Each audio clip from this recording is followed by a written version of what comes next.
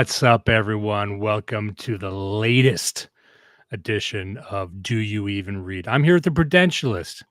No big deal. How's it going? It's going pretty good. How are you, Dimes? I'm doing great. Usually Prudentialist gives you a nice, big, fat, juicy intro. I'm meat and potatoes. He gives you like, I'm doing great. I'm doing this and that. Here's Dimes. Here's what he does. I don't do shit. You know what's going on here. We're going to be talking about a book that, believe it or not, might traumatize our listeners more than spinal catastrophism. Can such a thing be believed? Anyway, I had a great, we're going to get in that into a second, but I just want to say welcome to everyone in the chat. We got Richard here saying it begins. I think people are starting to get the vibe of this show. Like they're getting their helmets on for this one. I got messages on the last one, like how, you really fucked me up with spinal catastrophism. And it gets worse. Does that sound like a fair analysis of what we're going to get into today? Absolutely. I always enjoy it when chat or when other streams reference what we've already done. And it's just like, yeah, this was a really messed up series of things that those two gentlemen talked about. And I'm like, thank goodness. I am here for that sort of energy of, oh God, what are we doing this time? It's almost as if everyone is that one ginger kid from the Magic School Bus, and it's like, please let it be a normal field trip. And it's like, with this show, no way. You're here to be traumatized psychologically, spiritually, academically, and that's what we're here for. Can we read some Sam Francis today? Shut up, bitch. We got the first part of, I believe, a two-part series on capitalism and schizophrenia. The first being what we're going to cover today. I don't think I got the heart of the balls in me to do part two, but we're talking about Anti-Oedipus, capitalism and schizophrenia. Now I'm going to pass the ball to you to pronounce these men's names because I don't know how to do it. Sure. So, it's funny. I just finished recording an episode of Stalin's War, and I had Raging Mandrill interrupting me anytime I mispronounced something Russian or German, and this is what I get for learning Spanish and Greek. But no, we are reading Anti-Oedipus, Capitalism and Schizophrenia, published in English in 1977, originally published in 1972. 5 years to translate this shit. Doesn't surprise me. By Gilles, Deleuze, and Félix Guattari is how I've heard their names pronounced. And I'm sure a lot of people have heard the phrase Deleuzian. And if you've heard the term Deleuzian before, you need to log off. You need to get out of here. You've probably heard it. Maybe you've used it. No one should know what this is. Real people should know what this is. I'm a cursed man, so I have to read stuff like this. But, we're going to try and spare people the challenge, the curse of having to like read this stuff fully, because we're going to get to this book. There's a lot in here, and we're only most likely going to get to some very broad strokes ideas.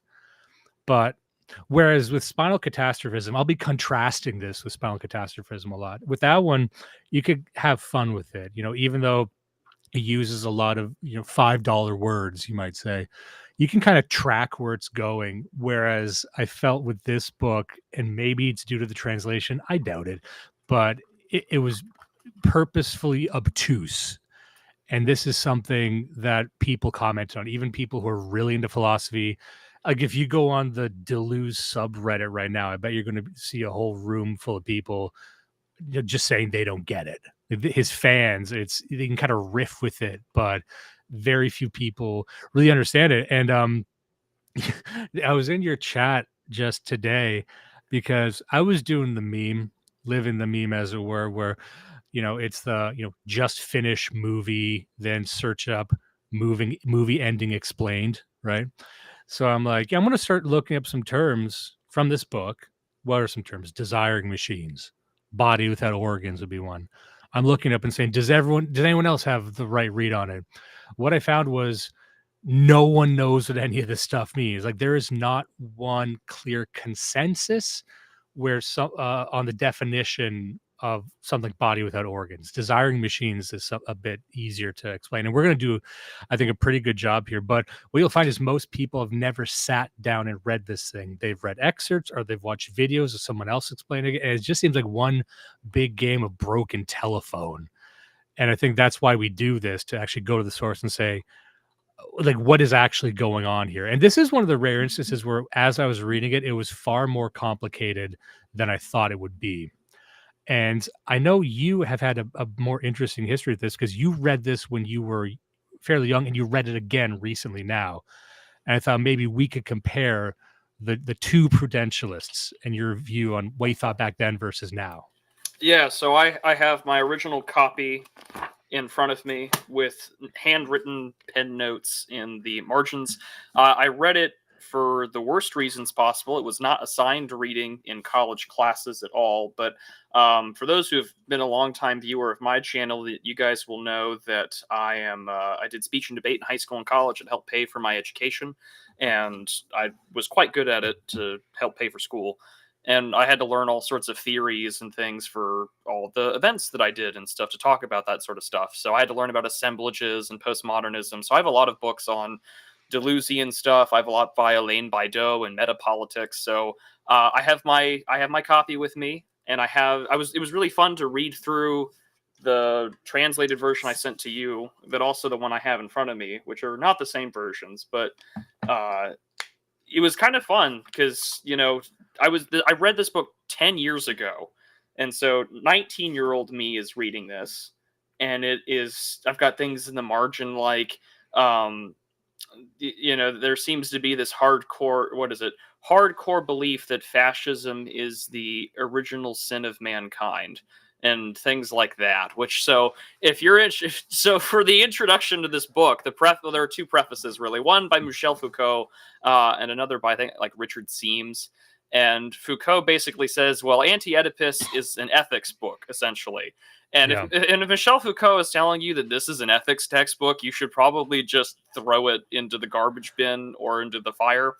But so that gives you any semblance of what we're going to be dealing with today. There you go. But when people say Deleuzian, or when people say like this is schizophrenic, what does that actually mean? That's a big reason why we wanted to do this series to begin with, is that we wanted to take these texts that people are referencing and building upon to make sense of the world that we say we live in. Why are things schizophrenic? Why is that such a popular thing to say? What does it mean to be Deleuzian? And then you want to do like the Jordan Peterson copy pasta. Explain to me what a body without organs is. Don't dumb it down or I'll fucking kill you. Like, honestly, it was... that's what we're here. Prude read it to be popular among the progressive chicks. Oh, wall gone. Not to be... Actually, I'm going to just throw out my well, username. That's the bloody thing. That's the bloody thing. That's the point. Everybody's trans. Everybody thinks they're gay. And you think we're joking, but that's we're not. We're joking, but we're not joking. But I mean, Walgon, to be in college as a straight white guy in the Trump era was a great time if you didn't care about morals. Oh, I got a comment by Sean Shaver here saying, so this book advocates for lowering the age of consent. No, that was Foucault. That was Foucault. This book more or less advocates for the abolition of the family. Well, it more or less advocates for the abolition of everything, and that sounds like I'm being too reductive, but just to let you know this, to set this up, to tee this up, the scope of this book, really, when we say it's anti-fascism, that's easy to say. And it touches on fascism in the book, but it goes further by saying almost everything we understand as human interaction and social interaction and all of our organizational values are fascism. Like, fascism is just another name for everything. So there is a way to view this, which is to say that fascism is the most natural human endeavor conceivable. And they would actually agree in that. And they're trying to deconstruct all of that. Now, for this episode of this part, we're not going to get too deep into the schizophrenia part. That's going to be part 2. And this is going to build into that, but we have to establish a lot of foundational concepts first. But just in short, when it talks about schizophrenia, it's basically schizophrenia is the ideal state.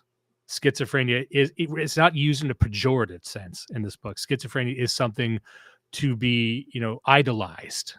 So that's kind of where we're coming from. So when you think about, I know he was saying it as a joke, but is he arguing for the age of consent? No, they're saying age doesn't exist. You know what I mean? Like they're trying to like deconstruct everything to the root Yeah, of this everything. is the deconstruction of all bonds.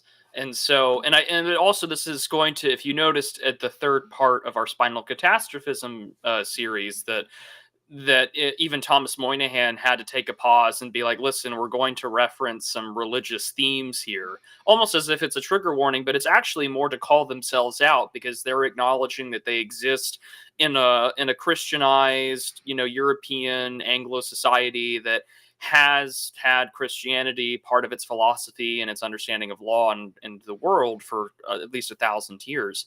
And so when Moynihan's talking about things that are like soteriological, I mean, we're talking about things that are salvific or things that lead to, having saving grace.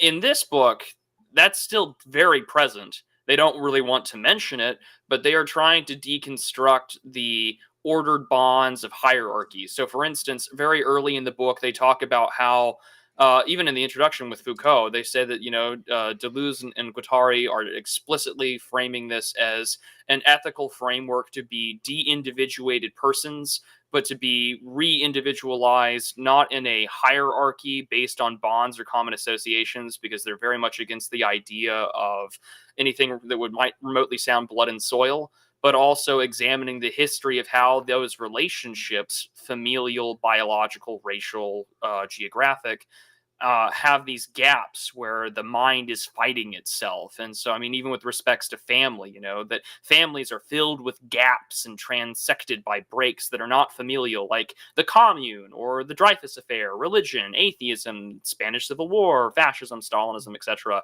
And they reference a lot of things that took place in 1968, both in France, but also in the United States.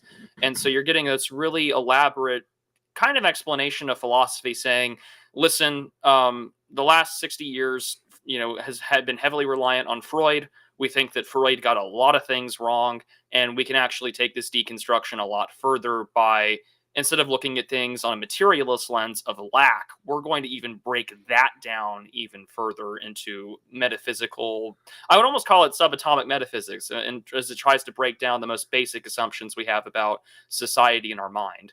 Yeah, when I think of this book, I think of it in thirds, and the entire second third of the book is really arguing against Freud, and I would even say arguing against all psychiatry as we know it, because and Lacan. So there's Freud and Lacan and these other towering figures, especially in leftist circles, and they are trying to go deeper than that, saying, no, you've simplified this too much, or you have, and we'll get into that when we talk about Oedipus, but you've done us all a disservice, and even Marx isn't, Marxist enough for them, although they draw very heavily on Marx. I just want to call attention to a couple of comments here. Stumbling says everything getting in the way of my orgasm is a social construct, and you have no idea how right you are. So Like true. you're saying that, I don't know, has he read it? It sounds like he's read this book and has summarized it to the perfect distillation. Oh God, Derek dead. You had me at everything is fascism. Yeah, and honestly, having read nearly the entire thing right now, they don't even mention fascism that much. Like spinal catastrophism, it'll have these huge sections where it's very obtusely written, but then it kind of clarifies it, because Deleuze and Guattari, they wrote this as a duo, which is an interesting way of writing a book. You don't actually see that often.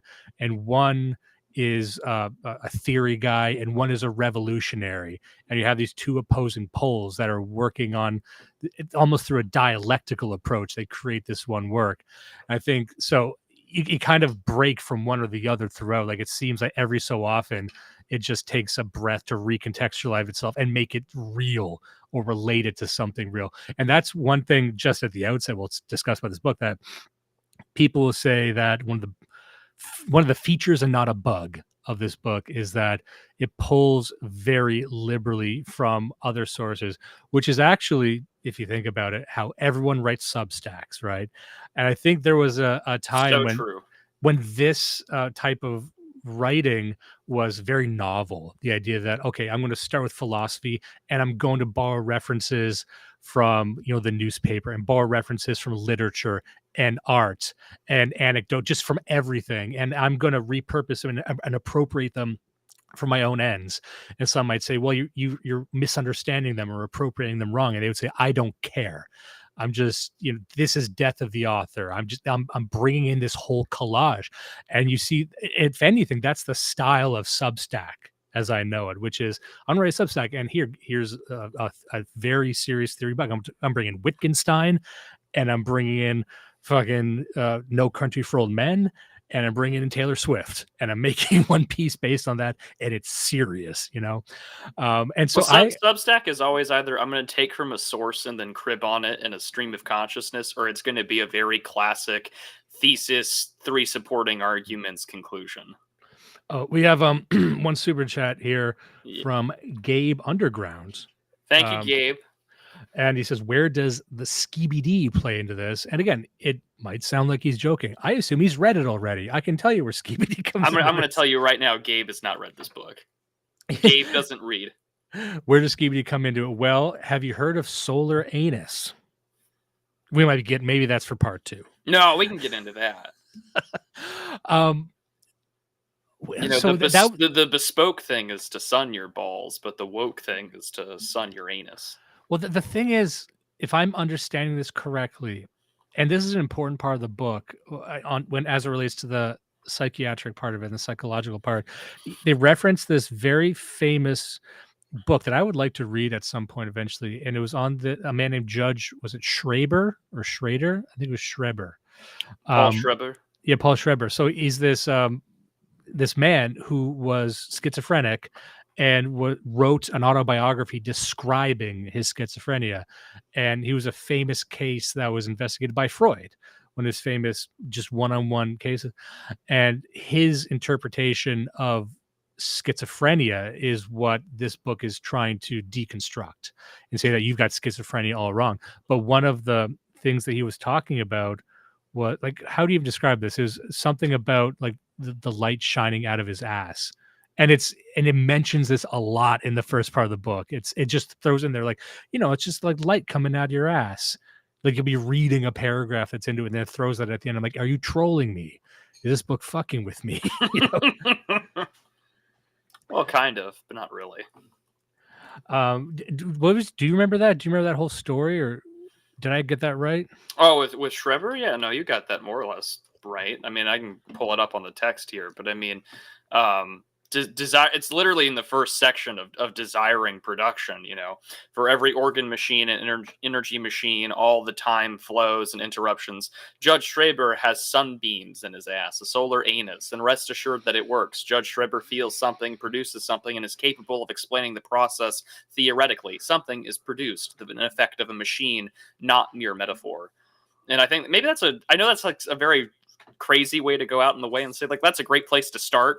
But for context, Daniel Paul Schreber was a German judge who began psychiatric treatment at the age of 42 in 1844, spent the remaining 27 years of his life in and out of mental institutions. In 1903, at the age of 61, he published his Memoirs of a Nervous Illness, in which Freud used as the basis of his influential 1911 study on paranoia. And you can go look at that if you're so interested. And I kind of now want to read that because my read of Freud is very surface level, and I always just I'm permanently ruined by the EST time zone and its other meanings to maybe not look at it as seriously as I should.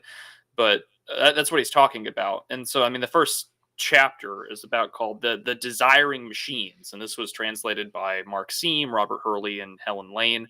Well-known translators of these guys' work into English, but also that we're going to stop looking at things in a biological process. And rather than looking for it metaphorically, we are going to draw over and say, no, everything is machinic. Everything is technic. Everything is based upon the desire to produce, not because it's out of lack that I must make food. It's not because I am hungry that I do it. I need fuel, rather than looking at this in the way that perhaps a normal person would. Yeah. When we talk about this thing called desiring machines, it sounds very utilitarian, like just a thing you'd say. But if you look up desiring machines, this is a pretty deep concept.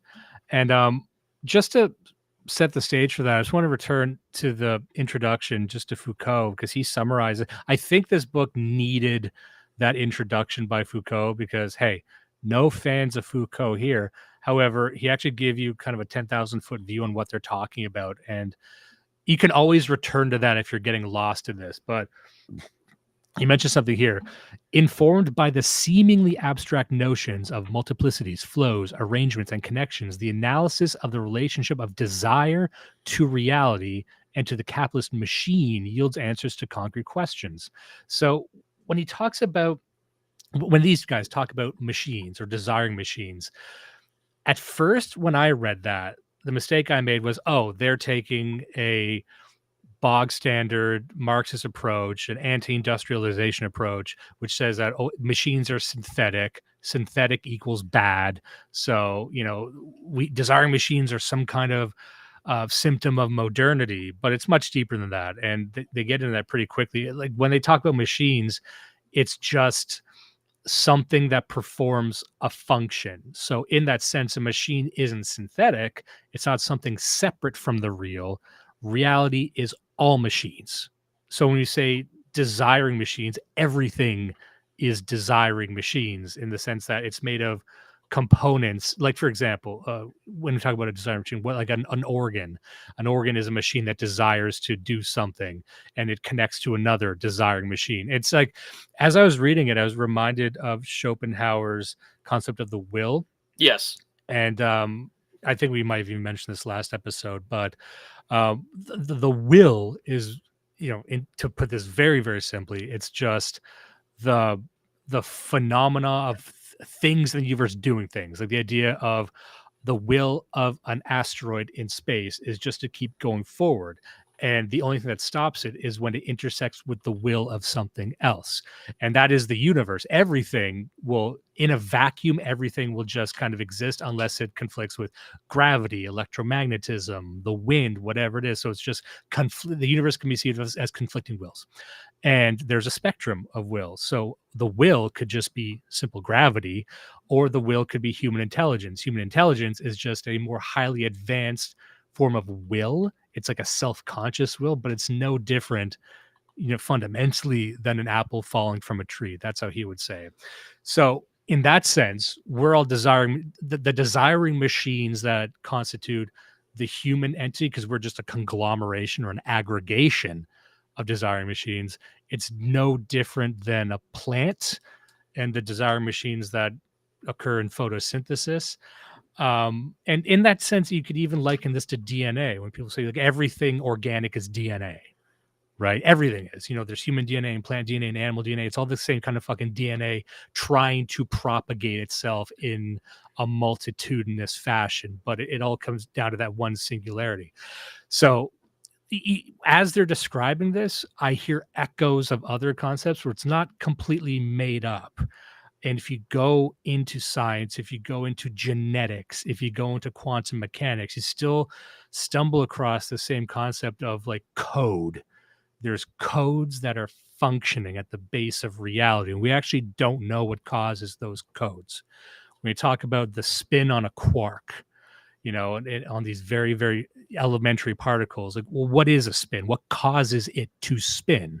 What causes particles to fucking do anything, to blink in and out of existence? There's something there you can't even get behind.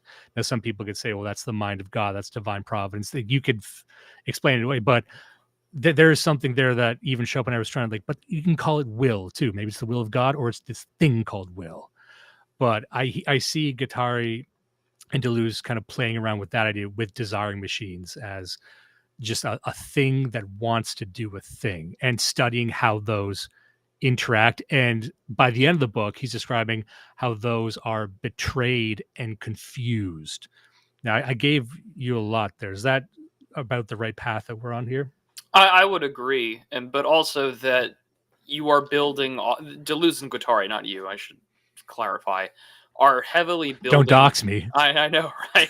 He's secretly a French pervert, everyone. I hate to break it to you, but if you're a subscriber to Real Secret Coffee Hours, you already knew this. But no, so I think it's also really important that conceptualization is developed almost as an anti-factual to the discipline of psychoanalysis that had been developed at that point. So they take a lot of what Freud says, they take a lot of what R.D. Laing writes about, along with Wilhelm Reich, and basically say, how do we either answer these questions, or are these guys even right to begin with? So, for instance, they will agree that with R.D. Laing and Wilhelm Reich, that psychological repression or repressed behaviors or repressed desires are consequences of historical and personalized forms of social oppression, which, of course, this is power, this is hierarchy, and to Deleuze and Guattari, this is very much the premise of fascism. And again, if you read the introduction that Foucault lays out, this is where you get to see the logical conclusion of these ideas. So, for instance, Deleuze and Guattari pursue the slightest traces of fascism in the body, is what he talks about. And what does he mean, fascism, Foucault? And what does fascism mean to Guattari and Deleuze? Well, it is a thing that is ever present in our minds. It is something that causes us to love power, to love security, to rule over another, and to respect our place in hierarchy. It is the desire to dominate, to oppress, as well as to be part of a system that exploits you.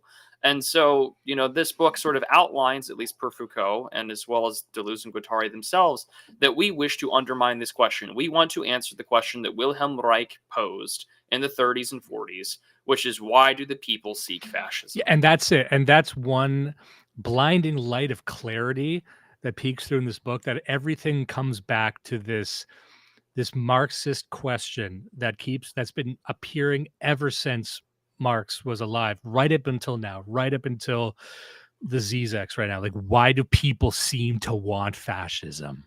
Sometimes they'll even say it in those words, but it's just funny. I was listening to, not to get too political, but with the election of Donald Trump, I'm noticing a lot of leftists.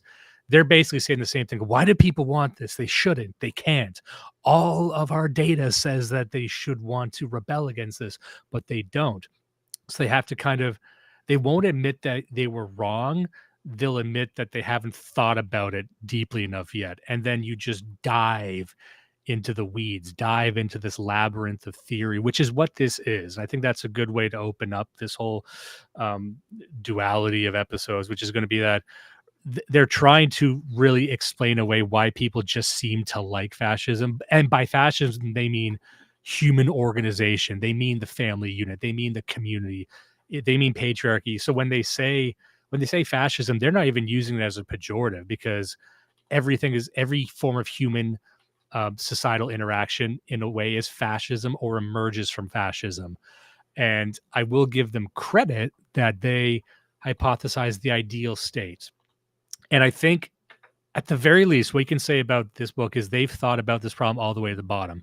They've thought about it they're beyond economics in this book. People think Marxist theory is all about economics. No, Marx's mid 20th century even started moving beyond economics, because that couldn't explain why people hate Marxism so much. So they had to be like, well, it's also this, it's also this other superstructure. It's also these much more fundamental ideas. And then so capitalism, and that's the subtitle of the book, Capitalism and Schizophrenia. Capitalism is just one branch of this vast tree of like oppression and exploitation, that to unwork all of that, what they're saying is to unwork all of that, you must become schizophrenic. And that's not my reading. That they outright say that repeatedly in this. And they mount as good a defense as I've ever seen on being schizophrenic, which is good, because we're all kind of schizo here.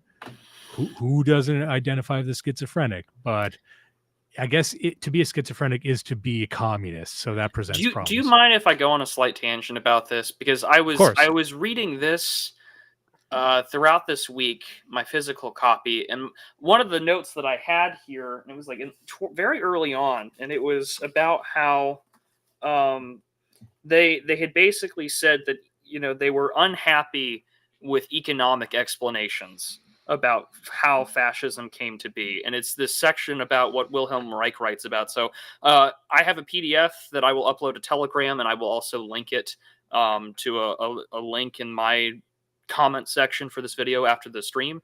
But this is for page 29, and it is, I'll just read it here. Quote, That is why the fundamental problem of political philosophy is still precisely one that Spinoza saw so clearly and that Wilhelm Reich rediscovered. Why do men fight for their servitude as stubbornly as though it were their salvation? How can people reach the point of shouting, more taxes, less bread? As Reich remarks, the astonishing thing is not that some people steal or that some others occasionally go out on strike, but rather all those who are starving do not steal as a regular practice. All those who are exploited are not continually out on strike, and after centuries of exploitation, why do people still tolerate being humiliated and enslaved to such a point that they actually want humiliation and slavery, not for others, but for themselves? Reich, at his most profoundest as a thinker, is when he refuses to accept the ignorance or an illusion on part of the masses as an explanation for fascism and demands an explanation that takes their desires into account. The explanation formulated in terms of desire. No, the masses were not innocent dupes, and under a certain set of conditions, they wanted fascism. And it is this perversion of the desire of the masses that needs to be accounted for. And it's almost as if, because again, this book kind of throws out the material sense of need and want. By the way, did you have a page number there? Because I can actually put this up on screen. Page 29 for the PDF that I put up there is what I'm reading from. Mine, it is page 35 in my book. But my notes here is that Deleuze and Guattari are not happy with material or political explanations for fascism. And I simply wrote why. And Deleuze and Guattari will go in to explain as to why. But when you look at fascism under this definition of power, this deep inner serpent that is inside of you from the Garden of Eden, it's always been there, and it wishes to end you and to be a powerful ruler or to exploit other people, you get a strange sense of where the logical conclusion to that is. Well, the family is fascist. Well, the basic tenets of our society is fascistic, and we must do away with that. We must become schizophrenic. We must be reborn in that. And if you're like Eric Voegelin, you might look at that and be like, well, that's Gnosticism. And on one hand, you're correct. But on the other hand, you can understand of the last 10, 15 years of politics. Think the James Lindsays of the world. Think the Dr. Jordan Petersons of the world. Think all of those guys who went about and talked about critical theory and talked about things like the Frankfurt School or, no, that's just postmodernism. Why did they talk about it that way? And, why did Peterson give all these lectures about how awful postmodernism was? Because the root of a lot of these things is based in this shit. And the thing is that I don't think that the right ever came up with a good answer to why these people came to the conclusions that they did. And I think that is 2015 of a talking point, as that sounds like, is 2014 anti-SJW, as that sounds like. I think that a big failing is that we've either taken it for granted that these people believe in this shit and they're crazy, or that, more importantly, I think, is that we've either accepted that that's the basis of their understanding and rather trying to move from it and try to answer it in our own way with our own political formula. We've either tried to adopt it, i.e. people writing things like the based Deleuzian reading like Justin Murphy, or, adopting it for their own and trying to co-opt it for their own needs. And how good that can be, I don't know, because there's a lot of stuff in here that's interesting, but just like with spinal catastrophism, the logical conclusion to a lot of these ideas is the destruction of all social orders that we would associate with being good, true, beautiful, natural, right. And I think that's an important thing to consider in the backdrop of all this discussion. Absolutely. And with spinal catastrophism, it kind of saves it to the end, the big reveal that the purpose of all intelligent life is to destroy the universe and become anti-life, as it were. This leads with it right at the top. So thank you guys for doing that.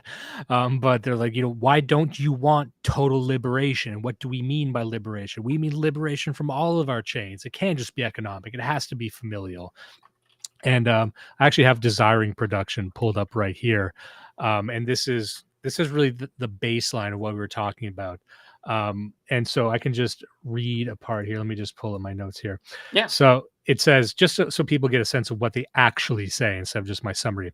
Desiring Production is at work everywhere, functioning smoothly at times, and other times in fits and starts. It breathes, it heats, it eats, it shits and fucks. Make a mistake to have ever said the id. And that's what they're against here. They're against Freud's id, ego, and superego, and the id being your baseline desires, right? Freud cast the id as something that was animalistic and anti-civilized, and the turn they enact in this book is to say that, no, that's the id is all that matters. everything is the id. Everything's built on top of the id. Whereas I think Freud would try and liberate people from the id. And I'm not trying to do too friendly an interpretation of Freud, because like you, I haven't read everything about Freud. I just I know what I know from listening to the Spurgs in our spaces.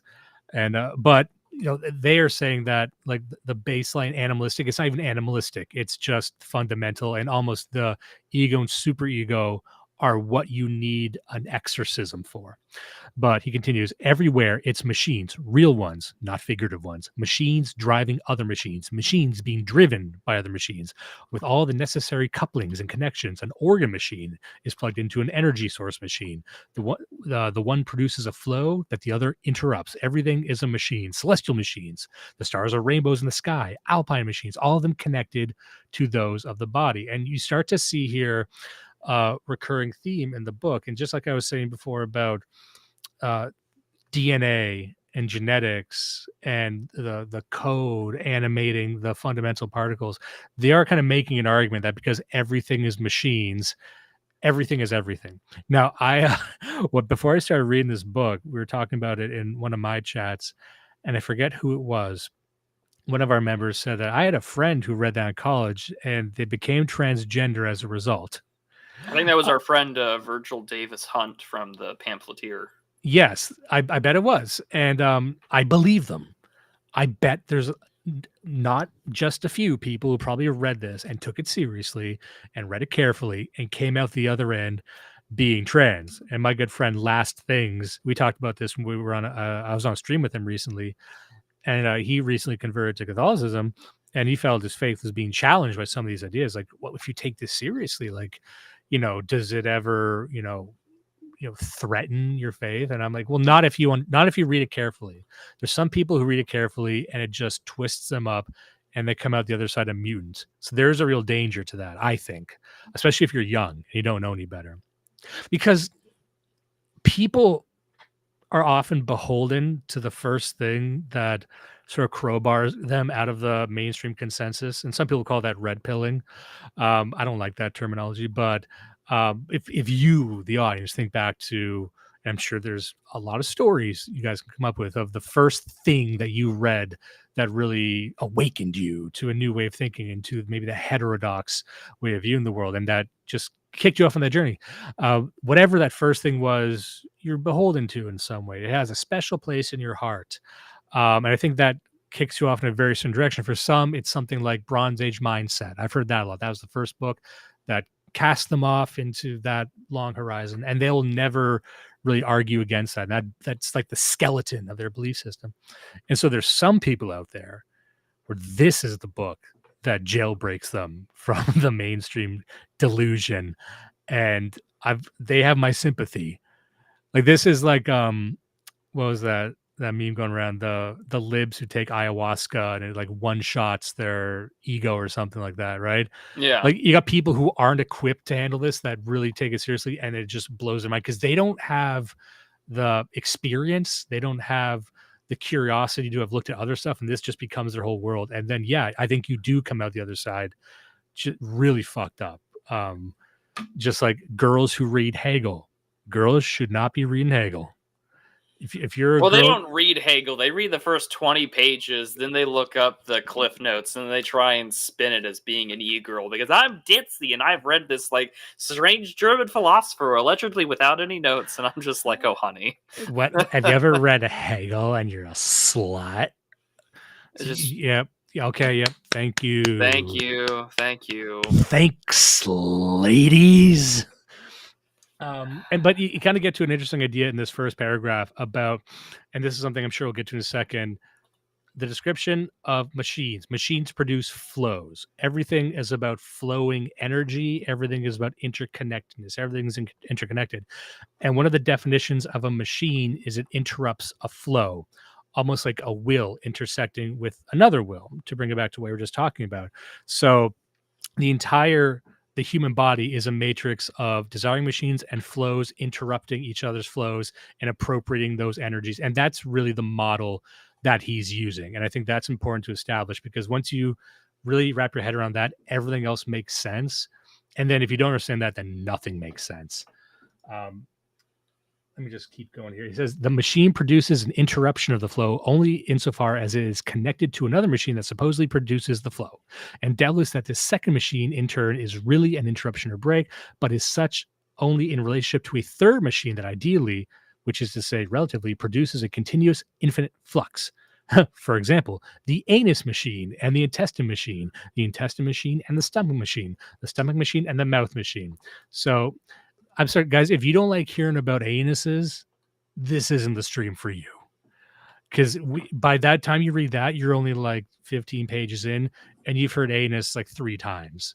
And you could look, I haven't read everything by Wittgenstein, but I bet he doesn't mention anus even once. Probably not. So do you have any thoughts on that? What's your kind of summary of the desiring machine? Did I miss anything there? Let's see. 19-year-old me had said something. This is so cool. I don't get to do this very often because I don't have that many books I wrote in. No, 19-year-old me. Let's see what a 19-year-old prude wrote. 19-year-old prude wrote. Let's see here. Desiring machines. Just basically biologics just gets replaced with a technical explanation. Everything is mechanic. And more importantly, let's see here later on. The other note I have in this section from 10 years ago says, things are not based upon lack. It's not because I am hungry. It is because I need fuel. Everything is infinitely connected to a social machine. And then I wrote that in question marks. So I guess looking at it now, I would kind of say, well, this is just a description of social techniques, that because we are not, no man is an island, and functionally there is truly no isolated man, unless you're talking about like some uncontacted like mountain man individual who's been hiking it. But even then, no one has a lifestyle where they have been raised entirely on their own, because we would functionally die. So I mean, for instance, with this text and with this whole chapter, we have a machine, a complete machine made up of 6 stones in the right hand pocket of my coat, and that serves as the source of the stones. 5 stones in the right hand pocket of my trousers, 5 in the left hand pocket, transmission pockets, and the remaining pocket of my coat receiving the stones have already been handled.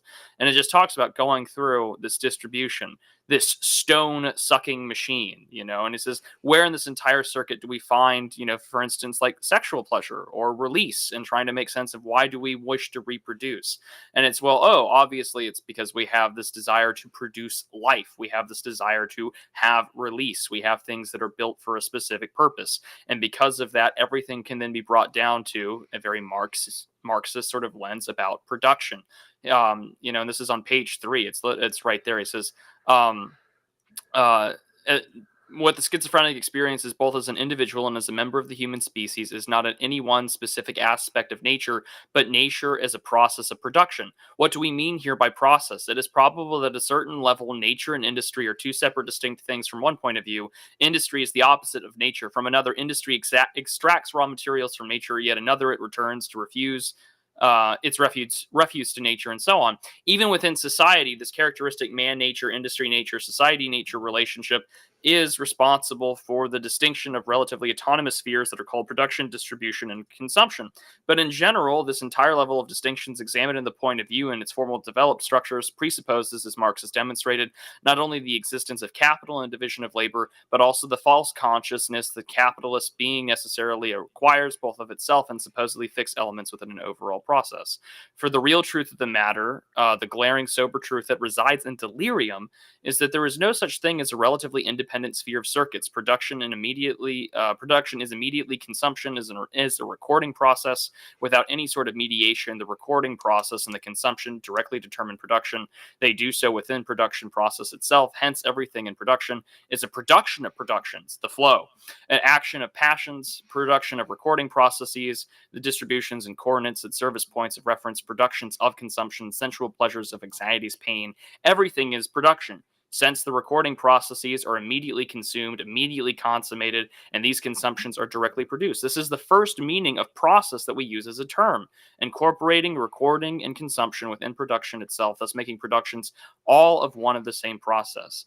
And now to summarize all that real quickly, real fast, basically, the economic aspects of production, of class, of extraction of resources and built. This is all happening simultaneously. We might look at it as a process, but this all goes into that distinction of what is called, flow for Deleuze and Guattari. Yeah.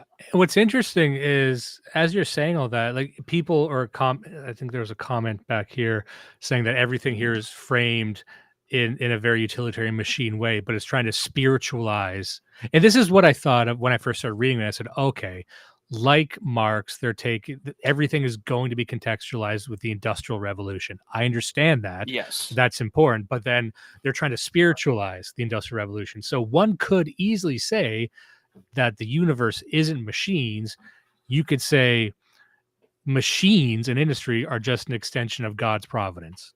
You could say that, but what they did was invert that by saying, no, we start with machines and project that back on the universe and say everything is actually mechanical, but it's within that mechanization that we find, the magic, as it were. But it doesn't take much but a flick of the wrist to turn that on its head and say, or if everything is interconnected, you could make this the most traditionalist argument possible. And by traditionalist, I mean going back to Evola, going back to René Guénon, saying like, no, this is something so much more ancient than that, rather than trying to possess and appropriate the ancient world and say, no, this is actually like a clockwork sort of thing, but it's also possessed by a perverted clock. That's what the universe is. And there's another line that just to be on that same wavelength from page 27 here. Let me just zoom out here. Yeah. Well, and while you pull that up though, real quick, I think it's something to look at in this lens is that it's not also. I mean, what they're trying to build off of psychoanalysis and say that the lens of psychoanalysis, which you could spend a whole another hour just talking about what is psychoanalysts, from the very early beginning in the late 19th century tried to accomplish. But, what if we take their ideas and go in the other direction? What if we say that Freud got some things wrong? What if we reject things like sublimation and instead we argue that because actually no, it makes a distinction between desiring machines and social production. Actually, the idea of power is everywhere, and by extension of that, sexuality is everywhere. You can't just say that these are sublimated, and in fact that this dualism is limited and it's trapped in the ideas of Lang and Wilhelm Reich. We actually need to go past that. We need to look beyond that. And so, for instance, when you look at someone like Marx, what is Marx building off of? Marx is building off of Adam Smith and the Wealth of Nations, and he's adding his take on it. He's adding what Smith got wrong in the wake of the Industrial Revolution. What are Deleuze and Guattari doing? Well, they are building off of the world of psychoanalytics, and they're also doing this in the midst of social revolution, liberation movements, and the destruction of fascism as a political order after World War II. And so maybe the things that these guys were writing about was wrong. And we actually need to instead go further into the different direction, because all these things that these guys observed is actually too limited in scope because they're happening all at once, all at the same time, and we have to critique it. They basically become anti-psychiatry at a certain point. Yeah, and that's what's the most interesting part, because they come at this from a psychological perspective. So everything is kind of bound up in that reference point. So ironically, if you want to take apart Freud, this is a great book for that. And the limitations of the id, ego, superego, because some people have intuited that that's a very reductive way of looking at that. But I also wanted to just, I'm on page 27 here, read a part that I think also adds a bit more depth to what you're saying about desiring machines. It says, for the real truth of the matter, the glaring, sober truth that resides in delirium is that there's no such thing as relatively independent spheres or circuits. Production is immediately consumption and a recording process without any sort of mediation, and the recording process and consumption directly determine production, though they do so within the production process itself. Yeah, I was just reading that earlier. Oh yeah, sorry, I might read that. But so basically saying, just to reframe that, everything is production. So what is a machine within that context? A machine is something that does a process. And so what is a process? Well, now we understand that everything is a process. So again, they're starting with the Marxist critique of production and labor and surplus and everything, but they're actually saying that's all the same, that everything is a production process, including consumption itself, which is an interesting take. And there you start to see them aim their sights right on Marxism itself by saying, no, there actually isn't classes at all, in a sense, right? Like we're moving past class structure. We're moving past hating your landlord. You are a landlord. you Yeah. are you are and the landlord is the laborer, and you guys are the machines, and all of it is the exact same thing. And that's again where you're at pre-page 100. And so, like, to understand a lot of the more interesting Marxist thinkers now, or leftist thinkers, they've just kind of moved outside of economics entirely, because I think they failed to comprehend economics and when they had the chance. So they have to say, oh, of course that doesn't matter because we were always fighting a losing game, because to win, we actually have to destroy everything. And so, and I think it goes here on page 33. Let me see. Let me know if you cover this too. He says, the question whether desiring production and social production are really two separate and distinct productions, its one purpose is to point to the fact that the forms of social production, like those of desiring production, involve an ungendered, non-productive attitude, an element of anti-production coupled with the process, a full body that functions as a socius or society. The socius may be the body of the earth, that of the tyrant, or capital. This is the body that Marx is referring to when he says that it is not the product of labor, but rather appears as its natural or divine presupposition. And I just wanted to mention that because we've mentioned Marx. I don't know how many people have actually read Capital. I've read 2 volumes of Capital. I prefer the first one. I haven't really read much else from Marx. And I know, the people who are into Marx, they haven't read it either. So shut the fuck up. Like I'm the only fucking guy out here who's actually read that stuff. But there is one concept that I think was the seed for all this, and there is something about this idea that I can see connects directly to the CCRU writings and to a lot of other ideas. And it was the really, well, it starts with the labor theory of value. And I'm not going to go into the entire thing, but just to put it simply, if people don't understand it, so you've got, go back to the ancient world, go back to the realm of tradition, and you had a very different relationship between the laborer and the products of their labor, right? Or the ideal state, we might say. And they deal in very broad strokes when they discuss this, because they need to. They need to sort of have a comic book view of history. But it's like, you produce something, and it's a complete 1-to-1 ratio. There's no exploitation. There's no manipulation. It's a barter system. You get 100% of the value of the labor. And something happens in the Industrial Revolution. Something happens with, and maybe even McLuhan could weigh in on this, but the segmentation of time, the idea of specialization. And this is something that they really get into in this book, about how everything in the past was holistic and homogeneous, and we started segmenting time and segmenting jobs and segmenting classes, and segmentation upon segmentation. So the idea was, just to give an example, a person labors in a factory. And you've got the guy, the boss, the capitalist who owns the factory, and he pays you to work for an hour. You get paid by the hour. 5 shillings is what you're paid. And there was a time when 5 shillings worth of work got you 5 shillings worth of value. But with the advent of automation, technology, you could get more work done in less time. So you could actually, for that 1 5-shilling chunk of time that you're getting paid, you are now producing 20 shillings worth of labor. So you actually pay for yourself within the first bit, and the rest of that hour is surplus. That's basically what a lot of the Marxists believe. So you're creating surplus, not for you. That's for the capitalist. That's who owns the factory. And something interesting happens. The idea of the surplus becomes this free floating entity, almost like the new sphere. So the entire idea of labor now isn't just to produce something, it's to create surplus. and the surplus drives more surplus. Now, the job of the capitalist is I need to get as much surplus as I can for the minimum amount of work possible. And then if you take this to the extreme, because there are people who believe this wasn't just a Bond villain concocted by Marx. This is also Milton Friedman.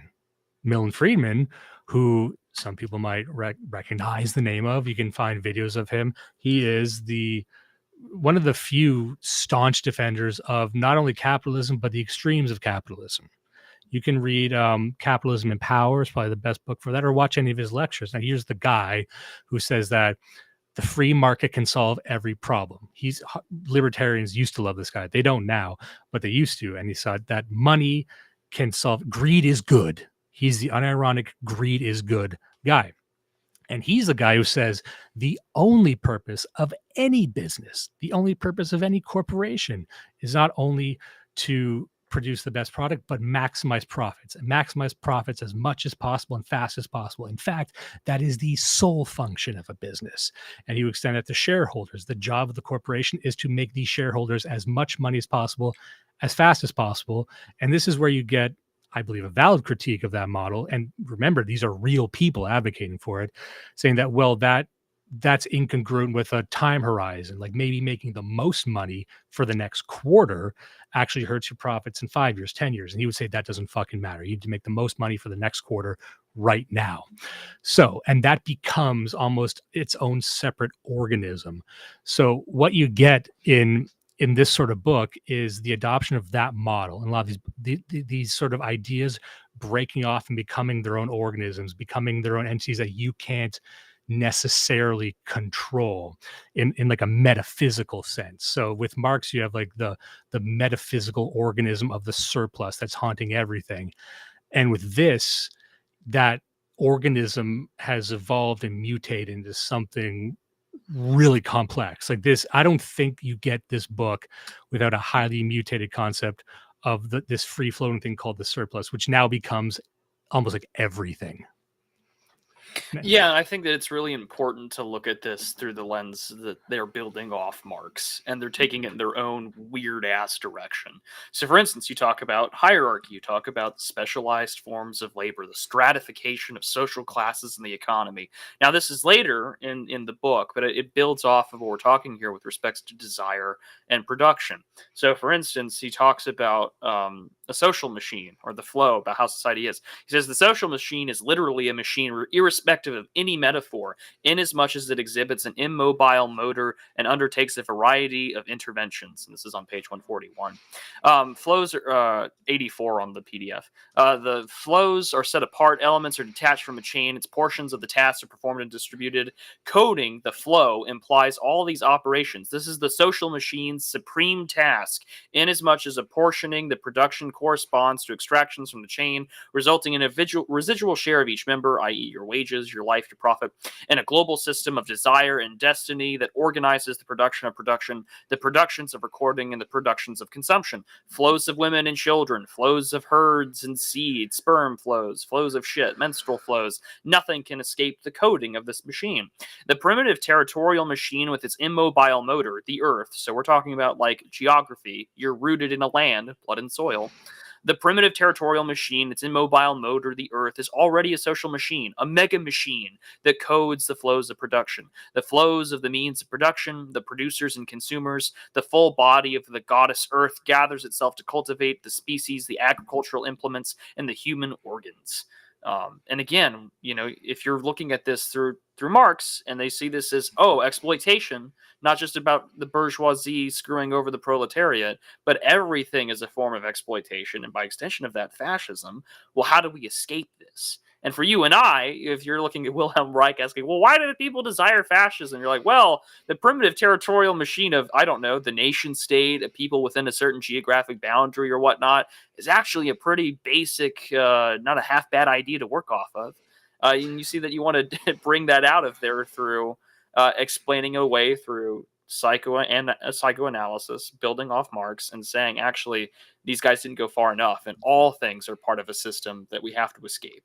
Yeah, and we have to escape that system because we have to escape all systems, and that really is the thesis of this entire thing, because you can track the logic they're employing as they're saying this. It's like, well, if everything is capitalism. It even says, I was reading another summary of this on a Substack, and he explains it here. He says, production or industry is a human endeavor just as much as it's part and parcel with nature as nature. This statement eloquently places humans, not humans as the center of the universe or top of an arbitrary hierarchy, in harmony with everything. Deleuze and Guattari come full circle with their early example of machines connecting to other machines, which is saying that, okay, everything is capitalism, everything is a prison you need to escape. But what does that even look like? Because that it does involve, as you said, rebelling against not just the church and society, but the family. And I'm trying not to get too deep into that, because we will discuss that more on the second part.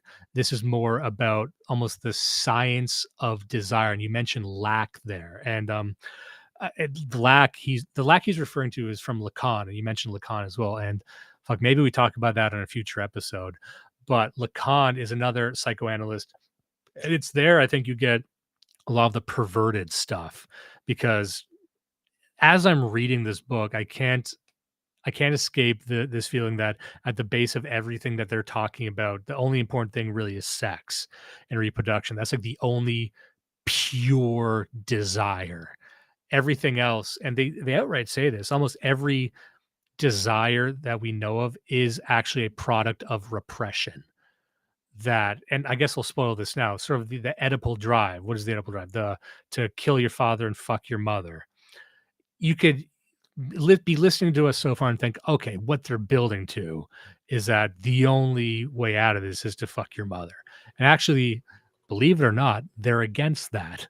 They're against incest, insofar as they say the only reason we have incest is because we live in an oppressive system. And if we weren't doing that, then we wouldn't even have that desire. So you get into this really interesting, like all throughout the book, you get into this zone where you're always stepping back and you're stepping back by saying that, okay, what even is desire? Because can desire really exist in a system that is oppressive as they say? And the answer is no. So most of the things you desire are a result of this nature. And like I was saying there, if we accept that industry, everything humans do is a part of nature, right? You can't escape nature. We can't exist outside nature. We're all interconnected. Then really what you're also rebelling against is nature itself.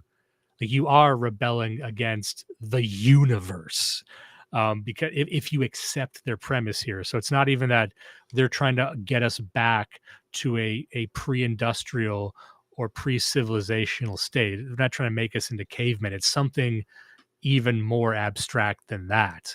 And they don't get into details what it is, but it's like you have to accept that the entire universe is fascist. They kind of do in 1,000 Plateaus, but even then, it's these fuzzy concepts of a deterritorialized, constantly reterritorialized individual, where we are de-individuated away from specialization, stratification, blood or soil, and instead constantly trying to escape the systems and assemblages of what would be considered power dynamics. And this is why they also do spend a long time on Freud, but also this sort of Oedipal complex, is they're against that, because they find that to just be a form of trying to invest yourself into production and being part of a system in which you yourself become an exploiter as well as the exploited. And I mean, if you continue on from what I was just reading earlier, they talk about with respect to like women, for example. Meyer Fortes makes the passing remark that is joyous and refreshingly sound. The circulation of women is not the problem. A woman circulates herself. She is not at one's disposal, but the judicial rights governing progeniture are determined for the profit of a specific person. End quote. We see no reason, in fact, for accepting the postulate that underlies the exchangist notions of society. Oh, by the way, do you have a page number for this? I can jump to that. Yeah, page 84 on the PDF, 142 for the text. Okay, so yeah, and so I mean, to build off of that, the notions of the family, right? It's predicated on, well, who profits? Why do we have these laws about your progeny? Which is very funny considering France having paternity laws and tests illegal. But in this respect, it's, you have this text here that is saying, well, these laws are part of the system. Who profits? Qui bono? Well, clearly the man, clearly the father. This exchanges to notion of society. And to continue on here real quick, it says, we see no reason for accepting that postulate that underlies exchange's notions of society. Society is not, first of all, a milieu for exchange, where the essential would be to circulate or to cause to circulate, but rather a socius of inscription, where the essential thing is to mark and be marked. There is circulation only if inscription requires or permits it. The method of primitive territorial machine, in this sense, the collective investment of organs for flows, are coded only to the extent that organs are capable, respectively, of producing and breaking them ourselves, encircled and instituted as partial objects, distributed in that socius and attached to it. A mask is such an institution of organs. Initiation societies compose pieces of a body, which are not at the same time sensory organs, anatomical parts, and joints. Prohibitions, see not, speak not, apply to those who in a given state or on a given occasion are deprived of the right to enjoy a collectively invested organ. The mythology sing of organs, partial objects and their relations with a full body that repels or attracts them. Vaginas riveted onto a woman's body, an immense penis shared by men, an independent anus that assigns itself to a body without one, as the Gorma story begins. When the mouth was dead and other parts of the body were consulted, which of them would take charge of the burial? The unities and questions are never found in persons, but in a series that determines connections, disjunctions, and conjunctions of organs. That is fantasies or group fantasies. It is the collective investment of organs that plugs desire into the socius and assembles social production and desiring production onto the whole of the earth. And so everything about production and how these things are assembled together into what constitutes flow builds this society that they really don't like, because that means there's order, there is hierarchy, there is extraction, there's exploitation, there is domination. Even the bare basic tendencies of I must usurp in order to breed is wrong. Yeah. Also, I want to just call attention to a comment here by Fabian Cartouche. I just thought there's enough thought put into it that call attention says desire equals reflexive pursuit of neurochemical equilibrium. Repression equals calibration of equilibrium to pro-social behavior through metabolism of adversity. I just think that's a nice comment. There's a lot of good comments coming in today. Also here, Hazael Land described fear as the passionate desire for the same. What else we got here? Said Tree Surgeon, I read some pretty tedious philosophy, but this is still a bit too much for me. And keep in mind, we're trying to summarize this as clearly as we can. And I actually think we're doing a pretty good job. It's not, especially if you're looking for content that's created by fans of Deleuze and Guattari. People just like the idea of getting lost in this. People just think it's a cool vibe. And I think maybe now is the time, if you're willing to get into the body without organs. Do you think we should? Because it's related to the desire machines. What do you think? Oh, we can. Yeah, let's go for it.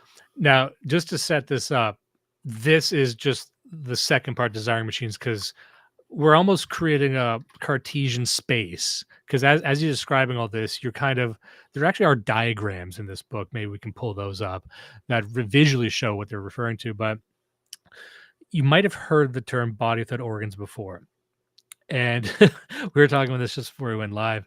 If you look up the phrase body without organs on Wikipedia, did you have that open, Prude? I remember you were about to read it before. I thought it was funny. Just where is it? Body without organs. So we joked at the beginning of the stream about like the old Jordan Peterson copy pasta. Explain Deleuze to me. Don't dumb it down or I'll fucking kill you. If you look up the body without organs article on Wikipedia, the first sentence is that the body without organs, or the BWO, or French corps sans organes, or CSO, is a fuzzy concept, in which a fuzzy concept is defined as an idea in which the boundaries of application can vary considerably according to the context or conditions, instead of being fixed once and for all. This means a concept is vague in some way. Yeah, no shit. Just imagine the transgender individual just sweating, trying to like write sweating bullets. The career Wikipedia editor, like, what's the body without words?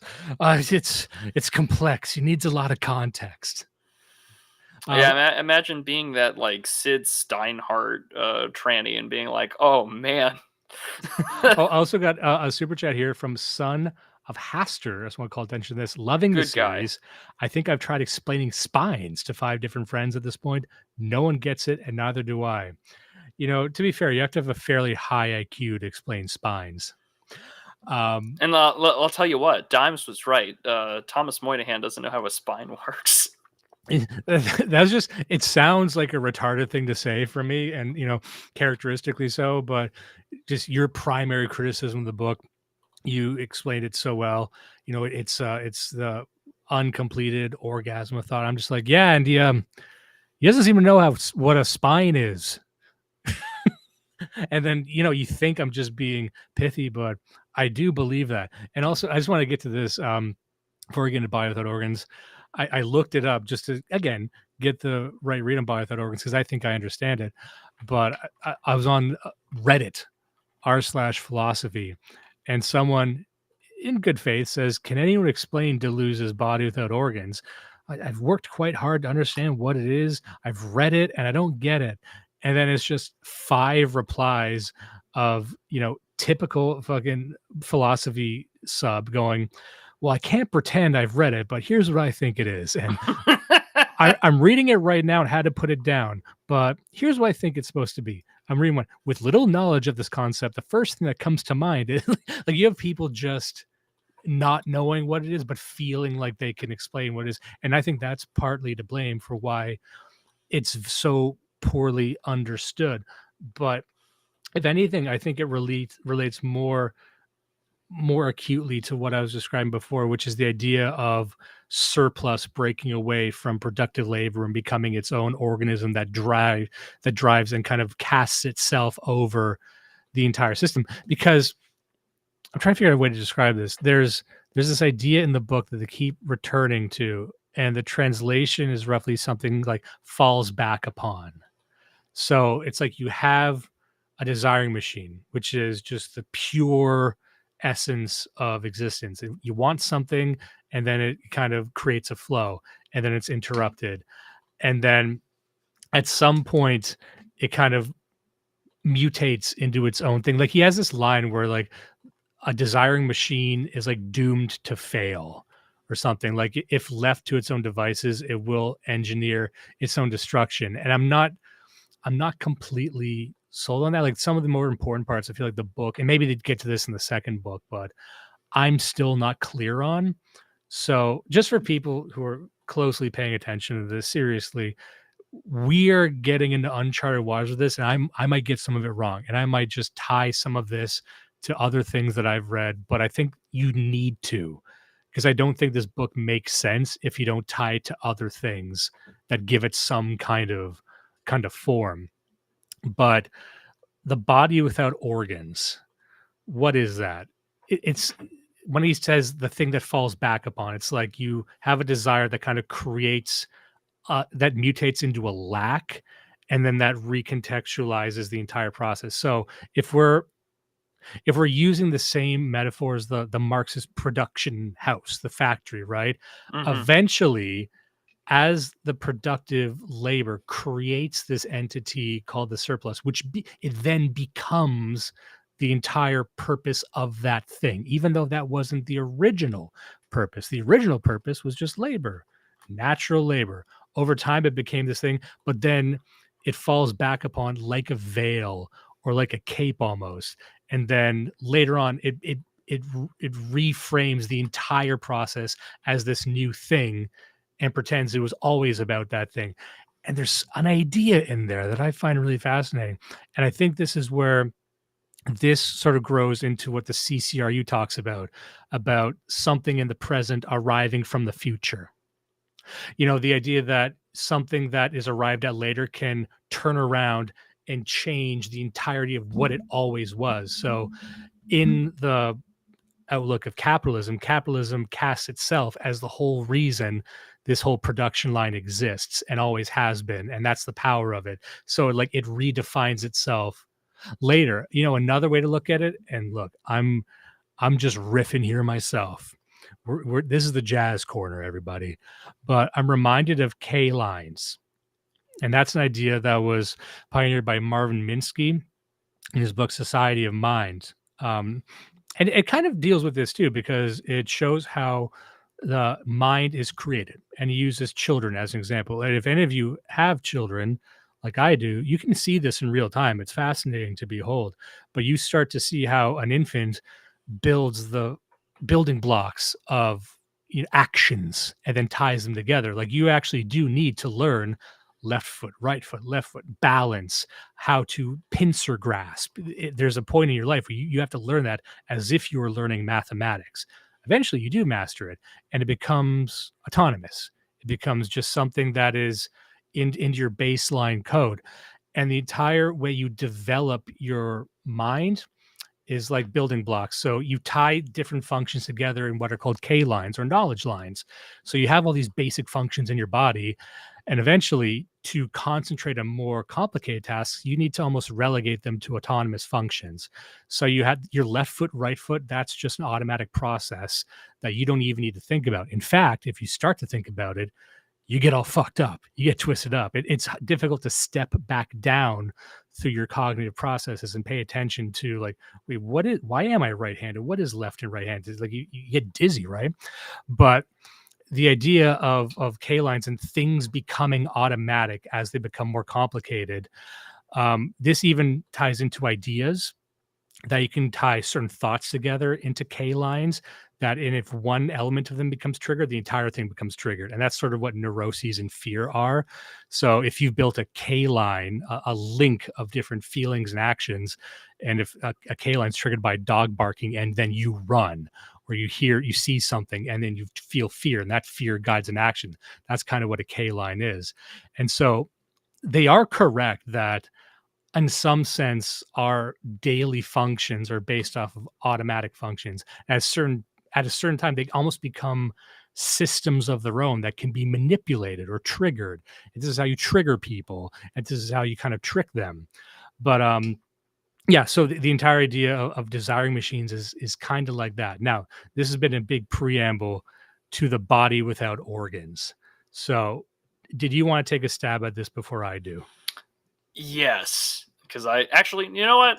I have a pretty, I think I have a pretty fleshed out opinion or take on how that is, this fuzzy concept is meant to be explained. I'll let you go for it first. So, to me, the body without organs, like I'd said, it's like capital. It is the thing that gives form to everything else. It's something, it's described. Well, okay.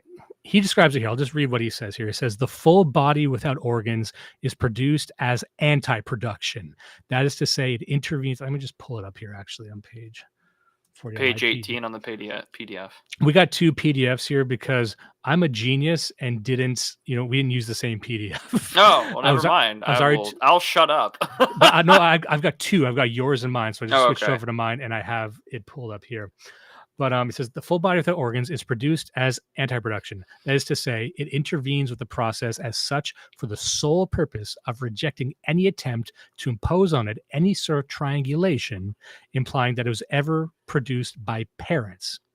So a body without organs, it's like an essence without desiring machines, right? It's like the anti-process.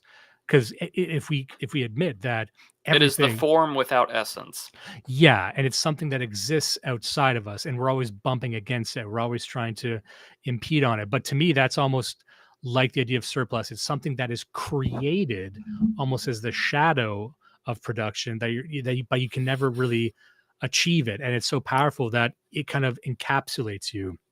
Eventually, that's how I understood it. And the body without organs, like it sounds really kooky when you hear about it, because you think oh, like a zombie or something. But you have to understand that what organs are just a substitute for desiring machines. So it is a thing without desiring machines that only exists as a result of desiring machines. And then, but that's sort of the evil, not evil, but it's like a dark shadow that must be overcome. That's how I would describe it. Does that sound correct at all? I think that the metaphor that they use helps explain this as well. So, I mean, quote, capital is indeed the body without organs of the capitalist, or rather of the capitalist being. But as such, it is not only the fluid and petrified substance of money, for it will give to the sterility of money in the form whereby money produces money, fiat currency. It produces surplus value just as a body without organs reproduces itself. It puts forth shoots, branches out to the farthest corners of the universe. This is where you get the rhizomatic stuff. It makes the machine responsible for producing a relative surplus value while embodying itself in the machine as fixed capital. Machines and agents cling closely to capital, that their very functioning appears to be miraculated by it. Everything seems objectively to be produced by capital as a quasi-cause. As Marx observes, in the beginning, capitalists are necessarily conscious of the opposition between capital and labor and the use of capital as a means of extorting surplus labor, but as a perverted, bewitched world quickly comes into being, as capital increasingly plays a role of responding to the service, it falls back on, I like to think regresses, or, fall back to the rally point of all production. Furnishing or realizing surplus value is what establishes recording rights. And so while they go on to, it's just that a body without organs is going to fall back onto the desiring of production and do it for its own, but it's the opposite of that. And in fact, later on, they frame it as a perfect model of death. You are a body that has been effectively deterritorialized from anything that can anchor you to stratification, to production, to exploitation, or to being exploited. And because you are no longer territorialized in any of those frameworks of capital, of religion, of family, of sex, of desire to produce anything in a capitalist system, you have thereby become dead to that world and dead towards those territories. And you can rhizomatically extend yourself out in a way in which you cannot be really identified as. We see a form, but the essence isn't there because you're not wanting to produce yourself naturally. And so in a way, you sort of become this both a phenomena, like a mindset that is the opposite of what traditionally exists. It's the inversion of the worldly, but at the same time, it is something that exists within the world in which you are trying to almost escape towards. This is why I made the Eric Voegelin Gnosticism reference at the very beginning. Yeah, could you dive into that a bit more, the Gnosticism reference, just for the folks at home? Obviously, I know Sure. So that's so for people who know the famous, don't immanentize the eschaton. Eric Voegelin's the famous German-American philosopher, and it was a well-known Catholic. He was influenced by people like Hans Jonas, Thomas Aquinas, Leo Strauss. So when you talk about, for instance, and he writes about this in Political Religions, but also the new science of politics. But I think his most famous one, of course, is about science, politics, Gnosticism. This is sort of the most famous text about it all. Really, it's about trying to ascertain secret knowledge, to give a really basic, bare bones format of Gnosticism. But what I'm saying here is that you're trying to escape your body, that the world of capital and that the oppressive nature of stratifications and desires means that you exist in a world that is evil and that is always against you, and therefore you must escape it. You must achieve gnosis. And in this instance, you must become rhizome. You must become a body without organs. I mean, it's a very...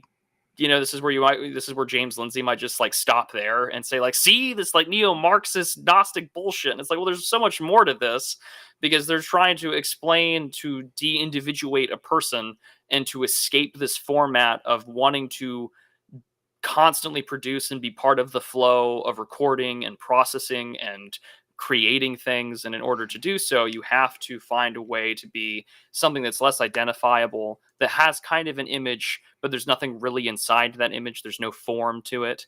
And instead, we kind of just get this vague chalk outline, but we don't know what really is there. And because of that, it allows you to sort of stretch forth and try to de-individuate from specific territories, ideas, politics, religions, family, sex, etc.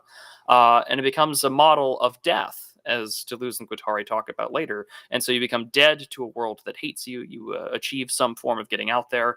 And I mean, it's only because I've read Voegelin that I'm making this connection, and I could be totally butchering what Deleuze and Guattari originally want, but this is what we do with our brains, is that we make connections to things that we've previously read. Well, that's the correct way to engage with this book, because that's the way they engage with other books. This whole piece, as far as I'm concerned, this whole book is an invitation to just play around with their interpretations, their purpose, and even their most vehement fans will say that, oh, they're purposefully vague in this or that area, or they're needlessly abstract.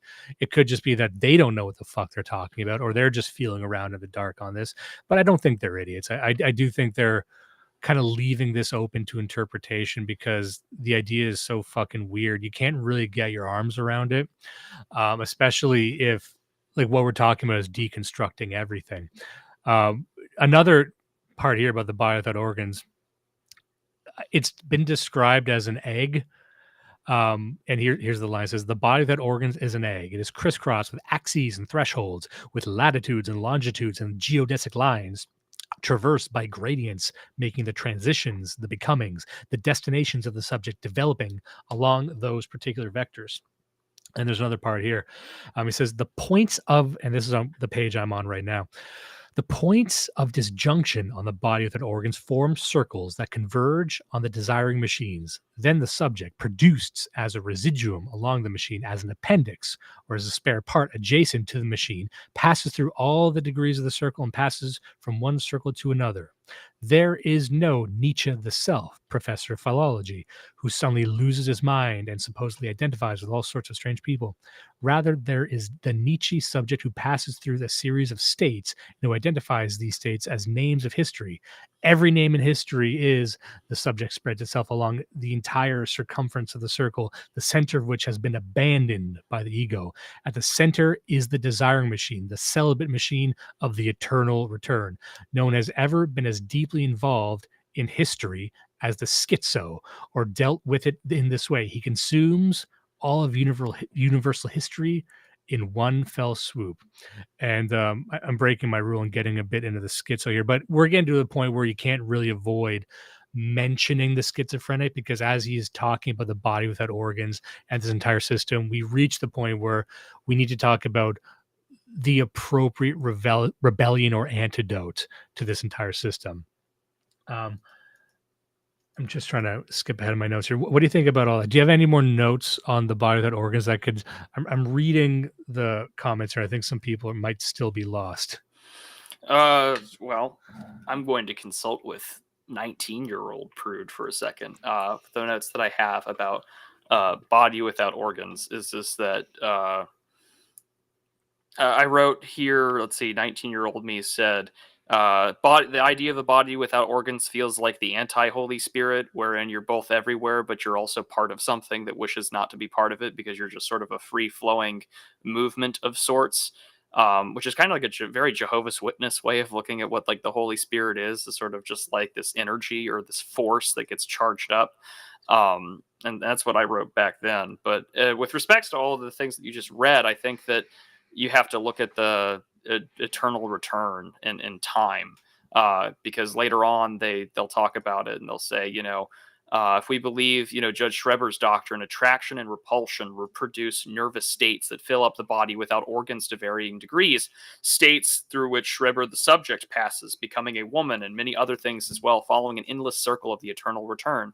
The breasts on the judge's naked torso are neither delirious nor hallucinatory phenomenon. They designate, first of all, a band of intensity, a zone of intensity on his body, without organs. And that's where you talk about like the egg thing. Like there's stuff inside that kind of carry all over the place, but at the same time, it's a form that is across a body that at the same time isn't necessarily defined, delineated areas. Instead, it goes along gradients. And in fact, they describe it later as the fleas along a lion's mane. You can kind of see its outline of a body that it's already existing, but it's just simply the opposite of what that thing is. I was struck by how literal they sound in this book, that when they describe the body without organs, you could say, oh, that's just very, heady concept. But no, they're like, no, it's like an egg with stuff inside of it and something you can draw. Like they're very literal in this, and they could actually sketch out like an equation or a map of what it is that they're trying to describe. So anyway, I just thought that was yeah. There's a lot of, I mean, as much as there's a lot of metaphor that gets used to describe this, they do try and concretize it very much. There's not a lot of like or as, so to speak. I mean, while they use it to describe, BWO, they're also trying to pin it down into a formula almost, as if we could actually say per these models, per these theses of psychoanalytics, we can actually point to what we mean here.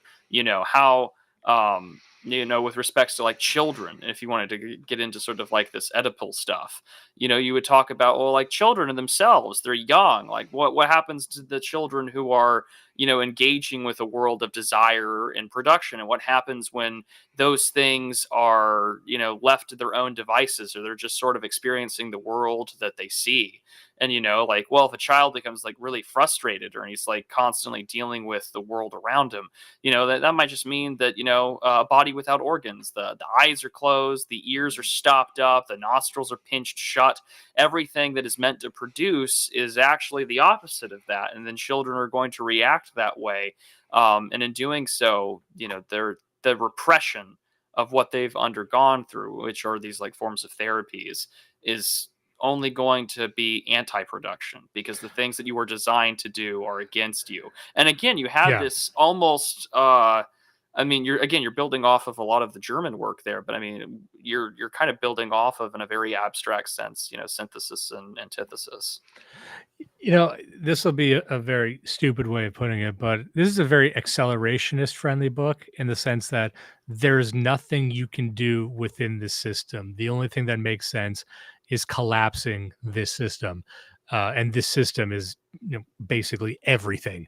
But, it's there's no way to reconcile anything that we are with what their goals are. And I don't know, maybe in the second book they get a bit more pointed about what they recommend, but I do think if you're taking Marxist thought seriously, you do end up with this, which is why I think that this book has resonated with so many artists. Like, this is a popular book. Not a lot of people have read it, but I think they've felt it in the culture. Someone here writes, this is Caravaggio. Anyone who watched Crimes of the Future? Is Cronenberg a Deleuze fan? I wonder.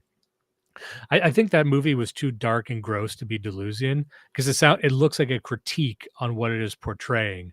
I think if he was a Deleuzian, he would say, "And this is awesome." You know, you know what I mean?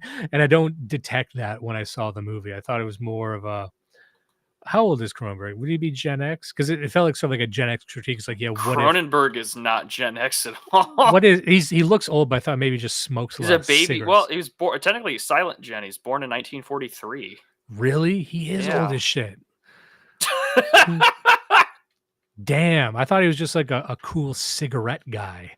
But yeah, so anyway. I have not seen Crimes of the Future, so I don't know. But now I'm particularly Crimes of the Future is a 2022 science fiction horror film about a performance artist who publicly displays the metamorphosis of his organs in a future where human evolution is accelerated.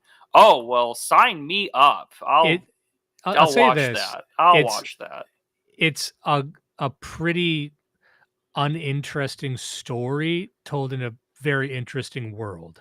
You will enjoy watching it, and like the world he portrays, and it is sort of everything looks like it's filmed in a fucking like Cold War Baltic state. Everything's run down. It's in a dystopian future, but has the vibe of like, it feels like you're stepping into something Russian. But the world and the directing and everything is more interesting than the actual story it tells. And I don't want to turn this into a movie corner right now or anything, but I mean, it's good. It's not bad. But anyway, maybe you watch and you get back to me about it. I'm curious if other people agree. Happily. Yeah, it is fucking gross. It's one of David Cronenberg's grosser movies. If you like Surgery, this is the movie for you. I'm good there. I'm good, fam. Nah, man. I've been through enough surgery as it is in my life. I'm all right. Yeah. What if you were a guy who was like really into that? That's how you made your money. That's basically what the movie is. You mentioned lack, and we meant just to bring this back to desiring machines. He's got this part here. He says desire. You might have said this right, but stop me if you did. It says desire is not bolstered by needs, but rather the contrary. Needs are derived from desire. They are counterproducts within the real that the desire produces. Lack is a counter effect of desire. is deposited, distributed, vacuolized within a real that is natural and social. If desire produces, its product is real. If desire is productive, it can be productive only in the real world and can produce only reality. Desire is the set of passive syntheses that engineer partial objects, flows, and bodies. The real is the end product, the result of the passive synthesis of desire as autoproduction. It is rather the subject that is missing in desire, or desire that lacks a fixed subject. Production is never organized on the basis of pre-existing need or lack, which is interesting. Desire is what it is. Desire isn't saying I'm lacking something and so I will produce it. Desire is just a flow. It is that the sense of lack that comes later, the sense of I am missing something, so I must produce. So he's trying to describe a natural state of maybe even like a pre-industrial, pre-modern man, go back to the ancient world where people just are completely lateral. They're just, this is what even McLuhan would talk about back in the true tribal state. Everything is just interconnected and flowing without being stratified anyway. It says it is lack that infiltrates itself, creates empty spaces, and propagates itself in accordance with the organization of an already existing organization of production. The truth of the matter is that social production is purely and simply desire production itself under determinate conditions. So, yeah, what he's trying to say there is that the entire idea of you almost can't be aware of desire. Desire is just what happens. It's only your awareness of desire, which is in a sense the body without organs falling back on itself and making you aware that you are desiring and making you aware that you must lack something. So you must expand the desire, have more desiring machines. And that becomes the runaway mode that just leads inevitably to capitalism. So, but the ideal state would be just uninterrupted flows of desire. So does that sound weird and degenerate to you? I think you can easily draw a straight line to, do what thou wilt be the whole of the law, Yeah, absolutely. So I think we have a super chat. Yeah, I was going to bring that up. And we're restreaming this. So I'm going to do one thing first before I mention it. I would highly encourage you lovely people, if you're interested in actual good commentary and review of not just what we're reading here, but just what the scene is producing, I highly recommend that you go to bloodsatellite.ca, subscribe to our good friend Dimes here and the great work he does with our friend Judas, as well as the Good Suffer store. All the links are in the description, because he does great work. And I am a personal patron for the Real Secret Coffee Hours, where I get to listen to Dimes angrily yell at the TV, which is the Substack world of the right wing online. Highly recommend it. But on top of that, no, Mr. Willie McDuff had just sent like $50, and that's incredibly generous for just simply saying he loves the book streams. Very kind of you, sir. We greatly appreciate it, and thank you very much. That's $50 US. That's like 120 Canadian. My God. Yeah, that's why it's so easy to be a patron of all you Canadian people, because it's paying nothing for great content. Every month he gives me but a pittance. And it rains down on me like royal prestige. The American dollar's a joke. I'm just trying to look at the comments here. We got Hazel. Autistic people make good wrestlers since they already know how to scramble. I think that's probably for Geo. That's one of those Geo comments. Yeah, but that's funny. We got Willie McDuff. I don't care. I'm just showing support. Oh, I appreciate it, good sir. What else we got here? King Salmonfish, gotta give a shout out. Remember to autistically spasm when they do that, so you're hard to grab. I like to show King Salmonfish comments out of order, just to drop them in. I got no idea what he's talking about, but I think to get the full King Salmonfish experience, he's got to yank one of his, 30 comments he's probably made so far. Yeah. So I am a King Salmonfish fan. I was on a stream once and he got very mad at me. He cursed me out because I did a little gentle ribbing, and then he put a hex on me, which has not been lifted ever since. So King Salmonfish, rechain your dogs. Look, here's sending bread crusts up to Canada. A lot of people don't understand that the crust is the real jouissance of the pizza. You can tell the quality of a pizza by the crust. That's very true, and this is why I think that Trump commercial for, what was it, Pizza Hut, like 30 years ago, where they eat the pizza backwards. I think that's actually patrician, because if the crust sucks, then you know in one bite that you're in for a shitty time. Because if the crust is cardboard, then I don't want to really eat the good stuff on top of it, because it's probably not that great either. I don't know. There's something to that. I think that should come back. That needs to have a comeback. Now it doesn't take us long to get just completely off track. Oh, so true, so true. But on the point of lack, though, I mean, this is where so much of the stuff gets boiled down into just Freudian analysis, and why Freud is particularly wrong in a lot of ways.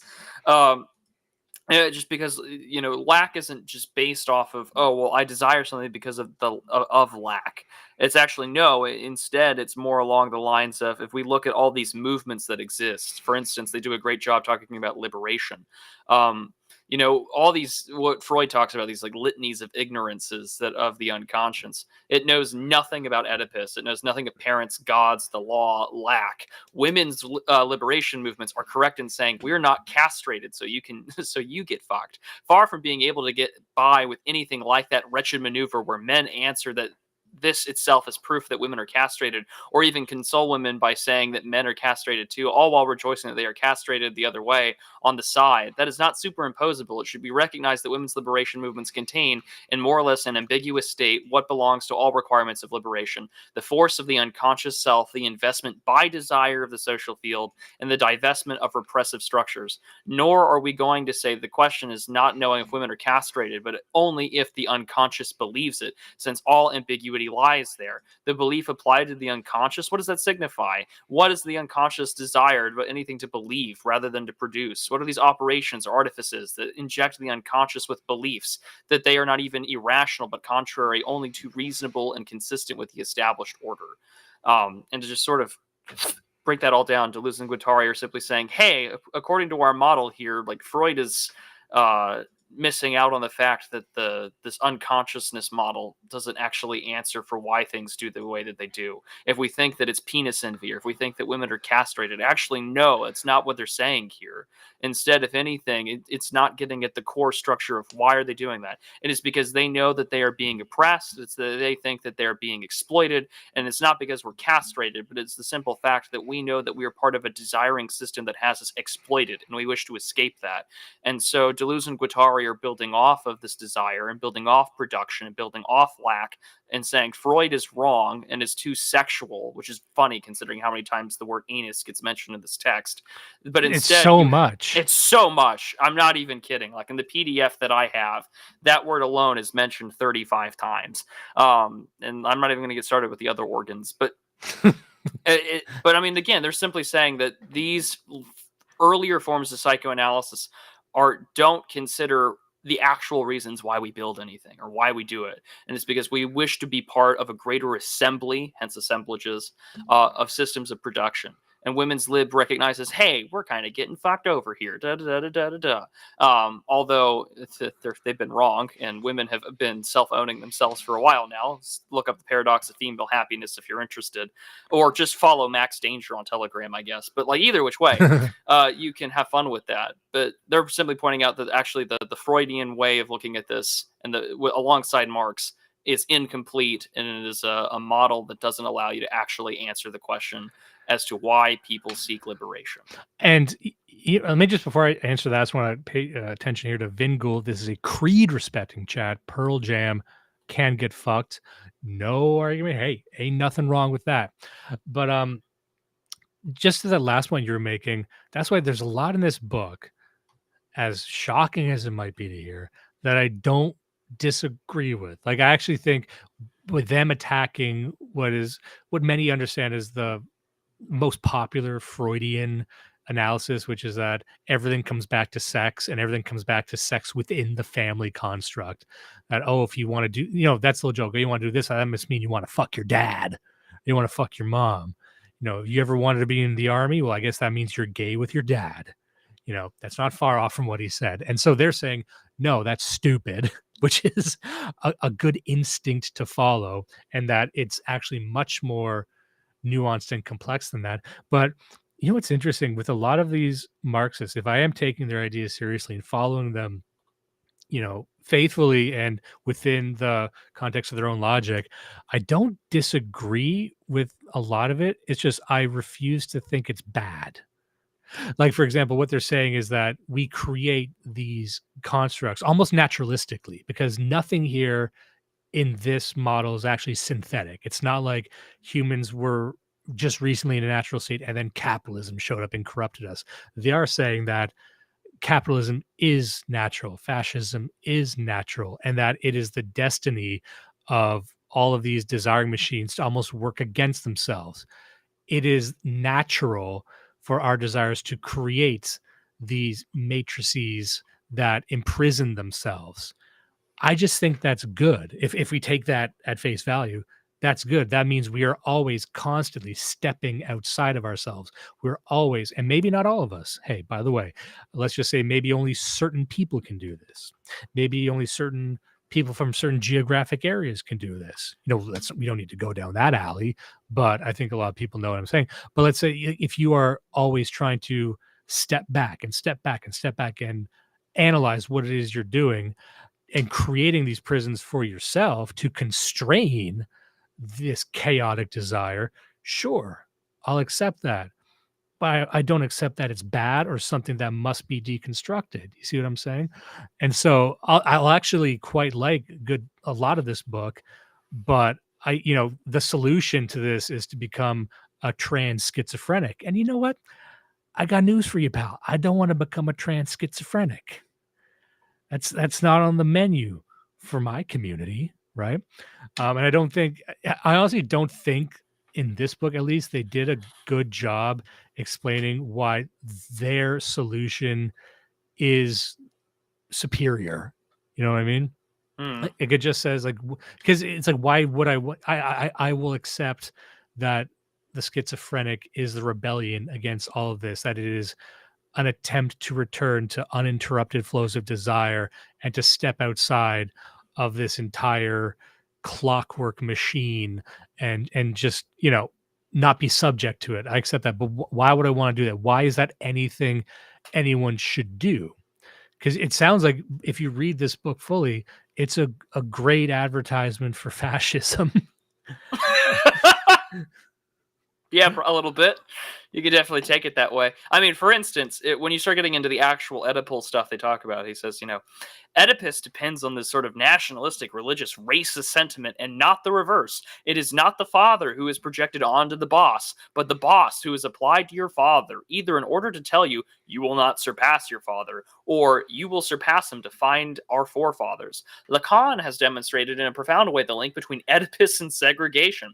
Not, however, in the sense where segregation would be a consequence of Oedipus, subjacent to the fraternity of brothers once the father is dead. On the contrary, segregation is used as a precondition of Oedipus to the extent that the social field is not reduced to the familial tie except by presupposing an enormous archaism, an incarnation of the race in person or in spirit. Yes, I am one of you. And it's like, huh. Well, way to sell Oedipus to me there, buddy. That sounds pretty interesting.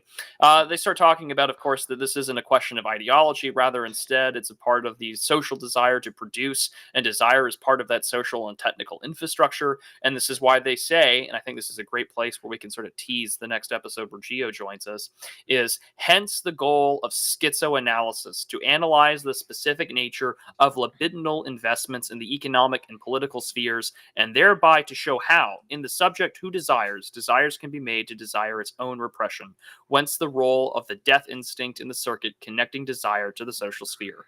All this happens not in ideology, but well beneath it. An unconscious investment of a fascist or reactionary type can exist alongside a conscious revolutionary investment.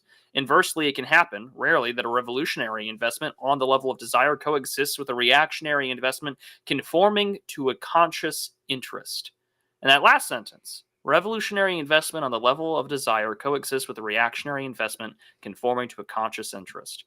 That's why I think a lot of right-wing guys get into this shit right here, is that one little sentence on page 105 in the chapter Psychoanalysis and Familialism, semicolon, the Holy Family.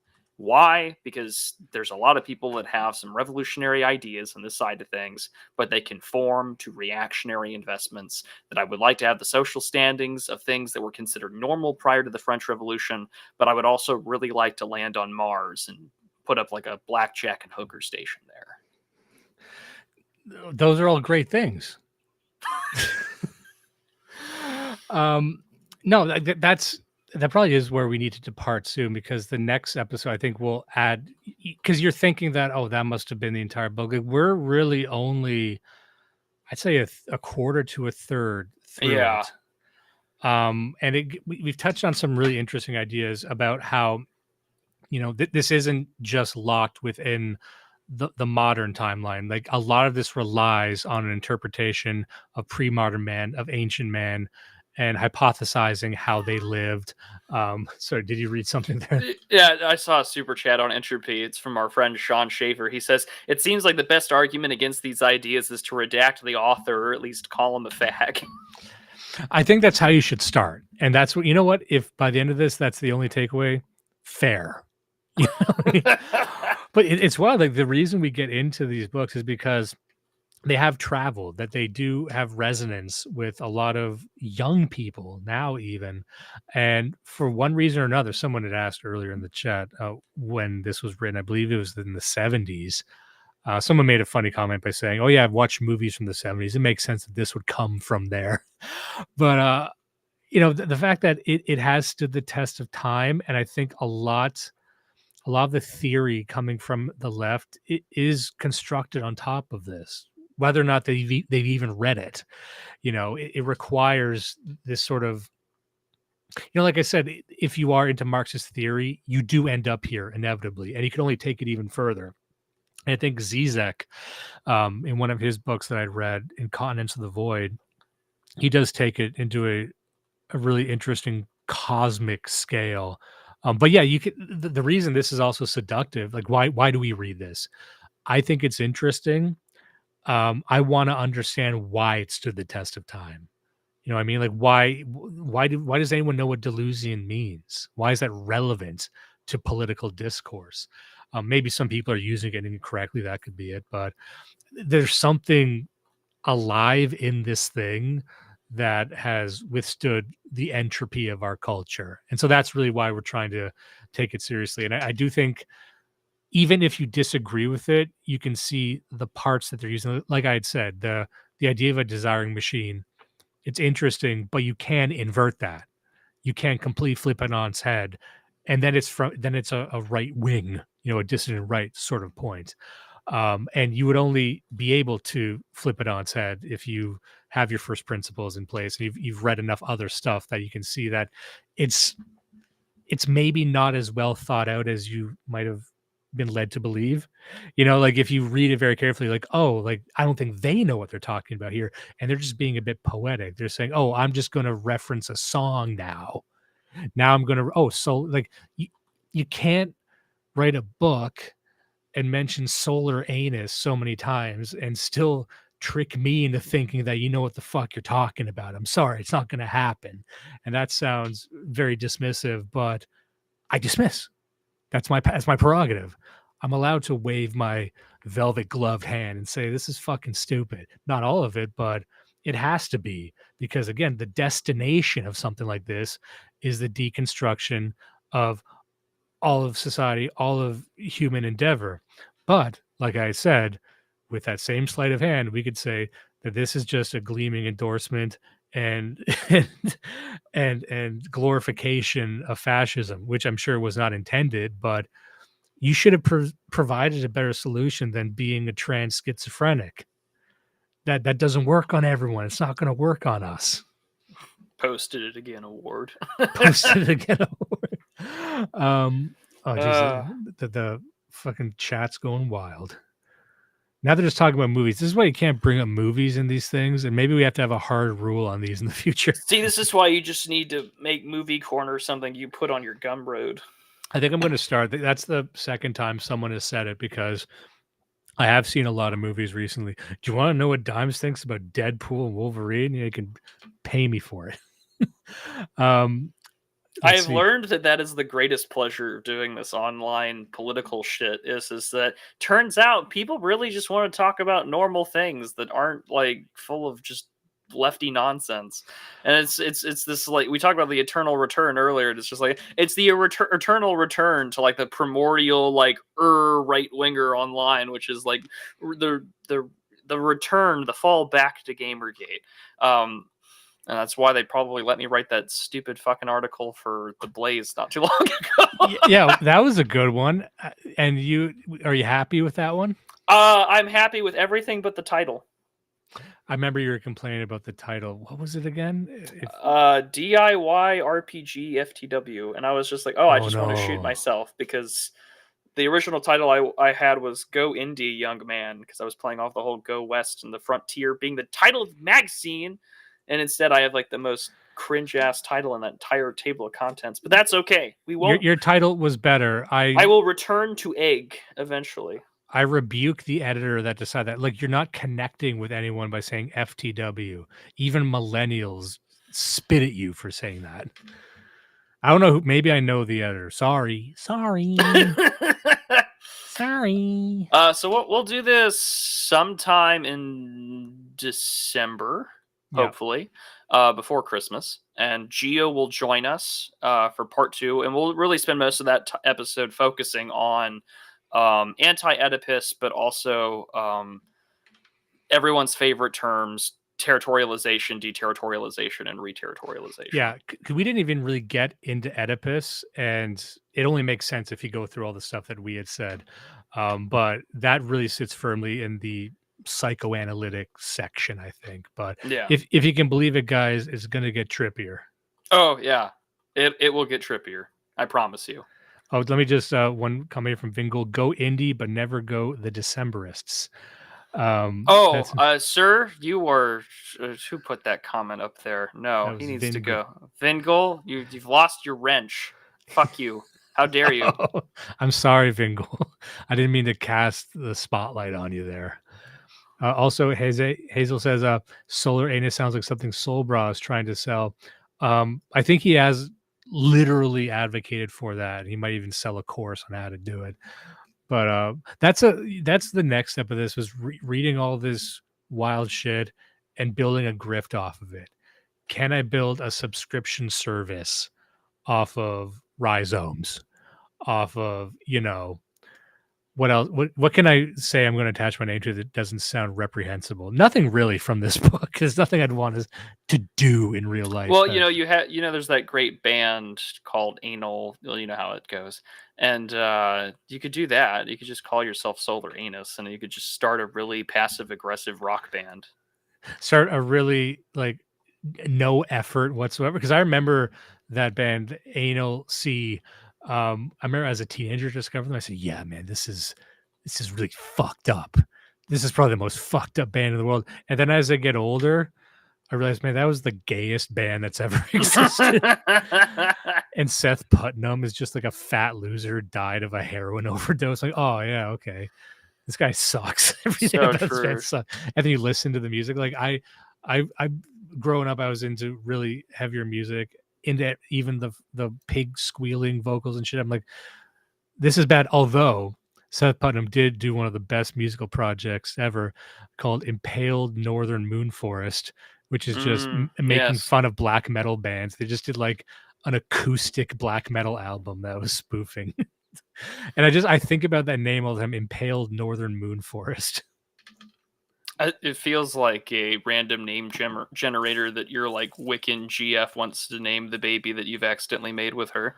And it's me going through news groups as an 18-year-old, like, Impaled Northern Moon Forest. Hell yeah. I bet this is about Satan. I bet this is about something fucked up. It's about a baby with horns. Fabian Cartouche says they need to center desire and fulfillment because the benefits of adversity are their project's nemesis. That's a good comment, actually. Where was that? It's a little earlier in the stream. It's from my YouTube. Oh yeah, Fabian Cartouche. Chat. They need to center desire and fulfillment because the benefits of adversity are left to their project's nemesis. Yeah. Also, geotrauma emergence. All right. Yep, that'll happen next episode. Yeah. Anyway, we'll leave. I gotta get going now because we're almost at 2 hours. So stay tuned for the next one. I had a really great time. Thank you for taking the time reading this with me. And it gets worse, everybody. Yeah, it does actually get worse. So don't worry. We're going to have a great time with it. Thank you to all those that watched on YouTube. And thank you to the couple of, what was it right now? Like 700 some odd people who are watching on Twitter. Greatly appreciate it. These will be put on all of your favorite podcast platforms, both over at bloodsatellite.ca, but as well as for my own stuff, which you can find on Apple Podcasts, Spotify, and the rest. I need to update the backlog, but that'll happen this week as well. Dimes, what do you have going on, man?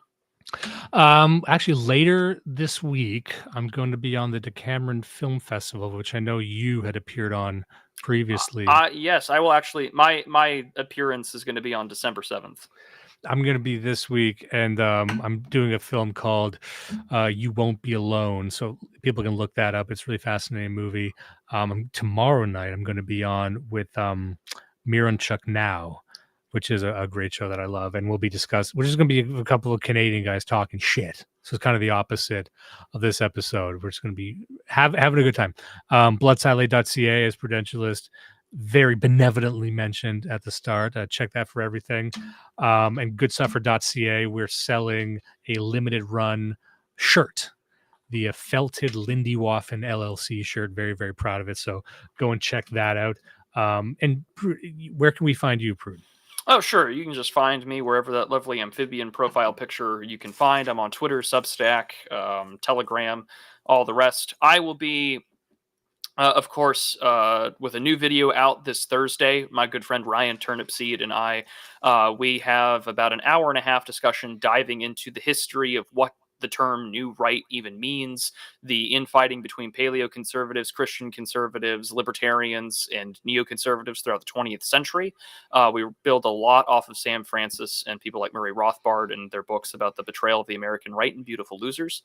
So if you want to know what all of the history of that right-wing infighting means and what that means for the Trump administration coming into office next January, highly recommend you watch that video that comes out this Thursday. I will be live on the Decameron Film Festival with Frody Midjord on December 7th at 12 p.m. Eastern. I am covering the 1990 film Prayer of the Roller Boys, which I think is a film that perfectly encapsulates a lot of the cults of personality on the E-right for this day and age. And then on top of that, I have this great series here with Dimes. I highly recommend you check out our 3-part series on spinal catastrophism. Go subscribe to Blood Satellite. Go to bloodsatellite.ca. Enjoy the episodes. Become a patron on Gumroad. Real Secret Coffee Hours is my favorite thing to listen to because it's just an angry Canadian telling me how wrong everyone is. It's highly enjoyable. Well worth my money. Thank you. It's the show where I always made a rule. I'm like, I don't want to bring drama and complaining about people to the main show, to Blood Satellite. So I made another show that just became me reading people's Substacks and saying what I don't like about it and them. And it's probably going to come back and haunt me in the future, but I'm having a blast.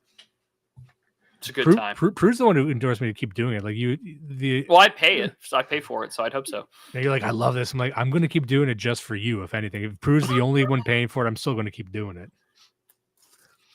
All right, so I think that's a good place to end. We will see you all next time. Thank you so much, everyone, for tuning. Everyone on X and YouTube, we've had a really great turnout for this one, especially for a Monday night.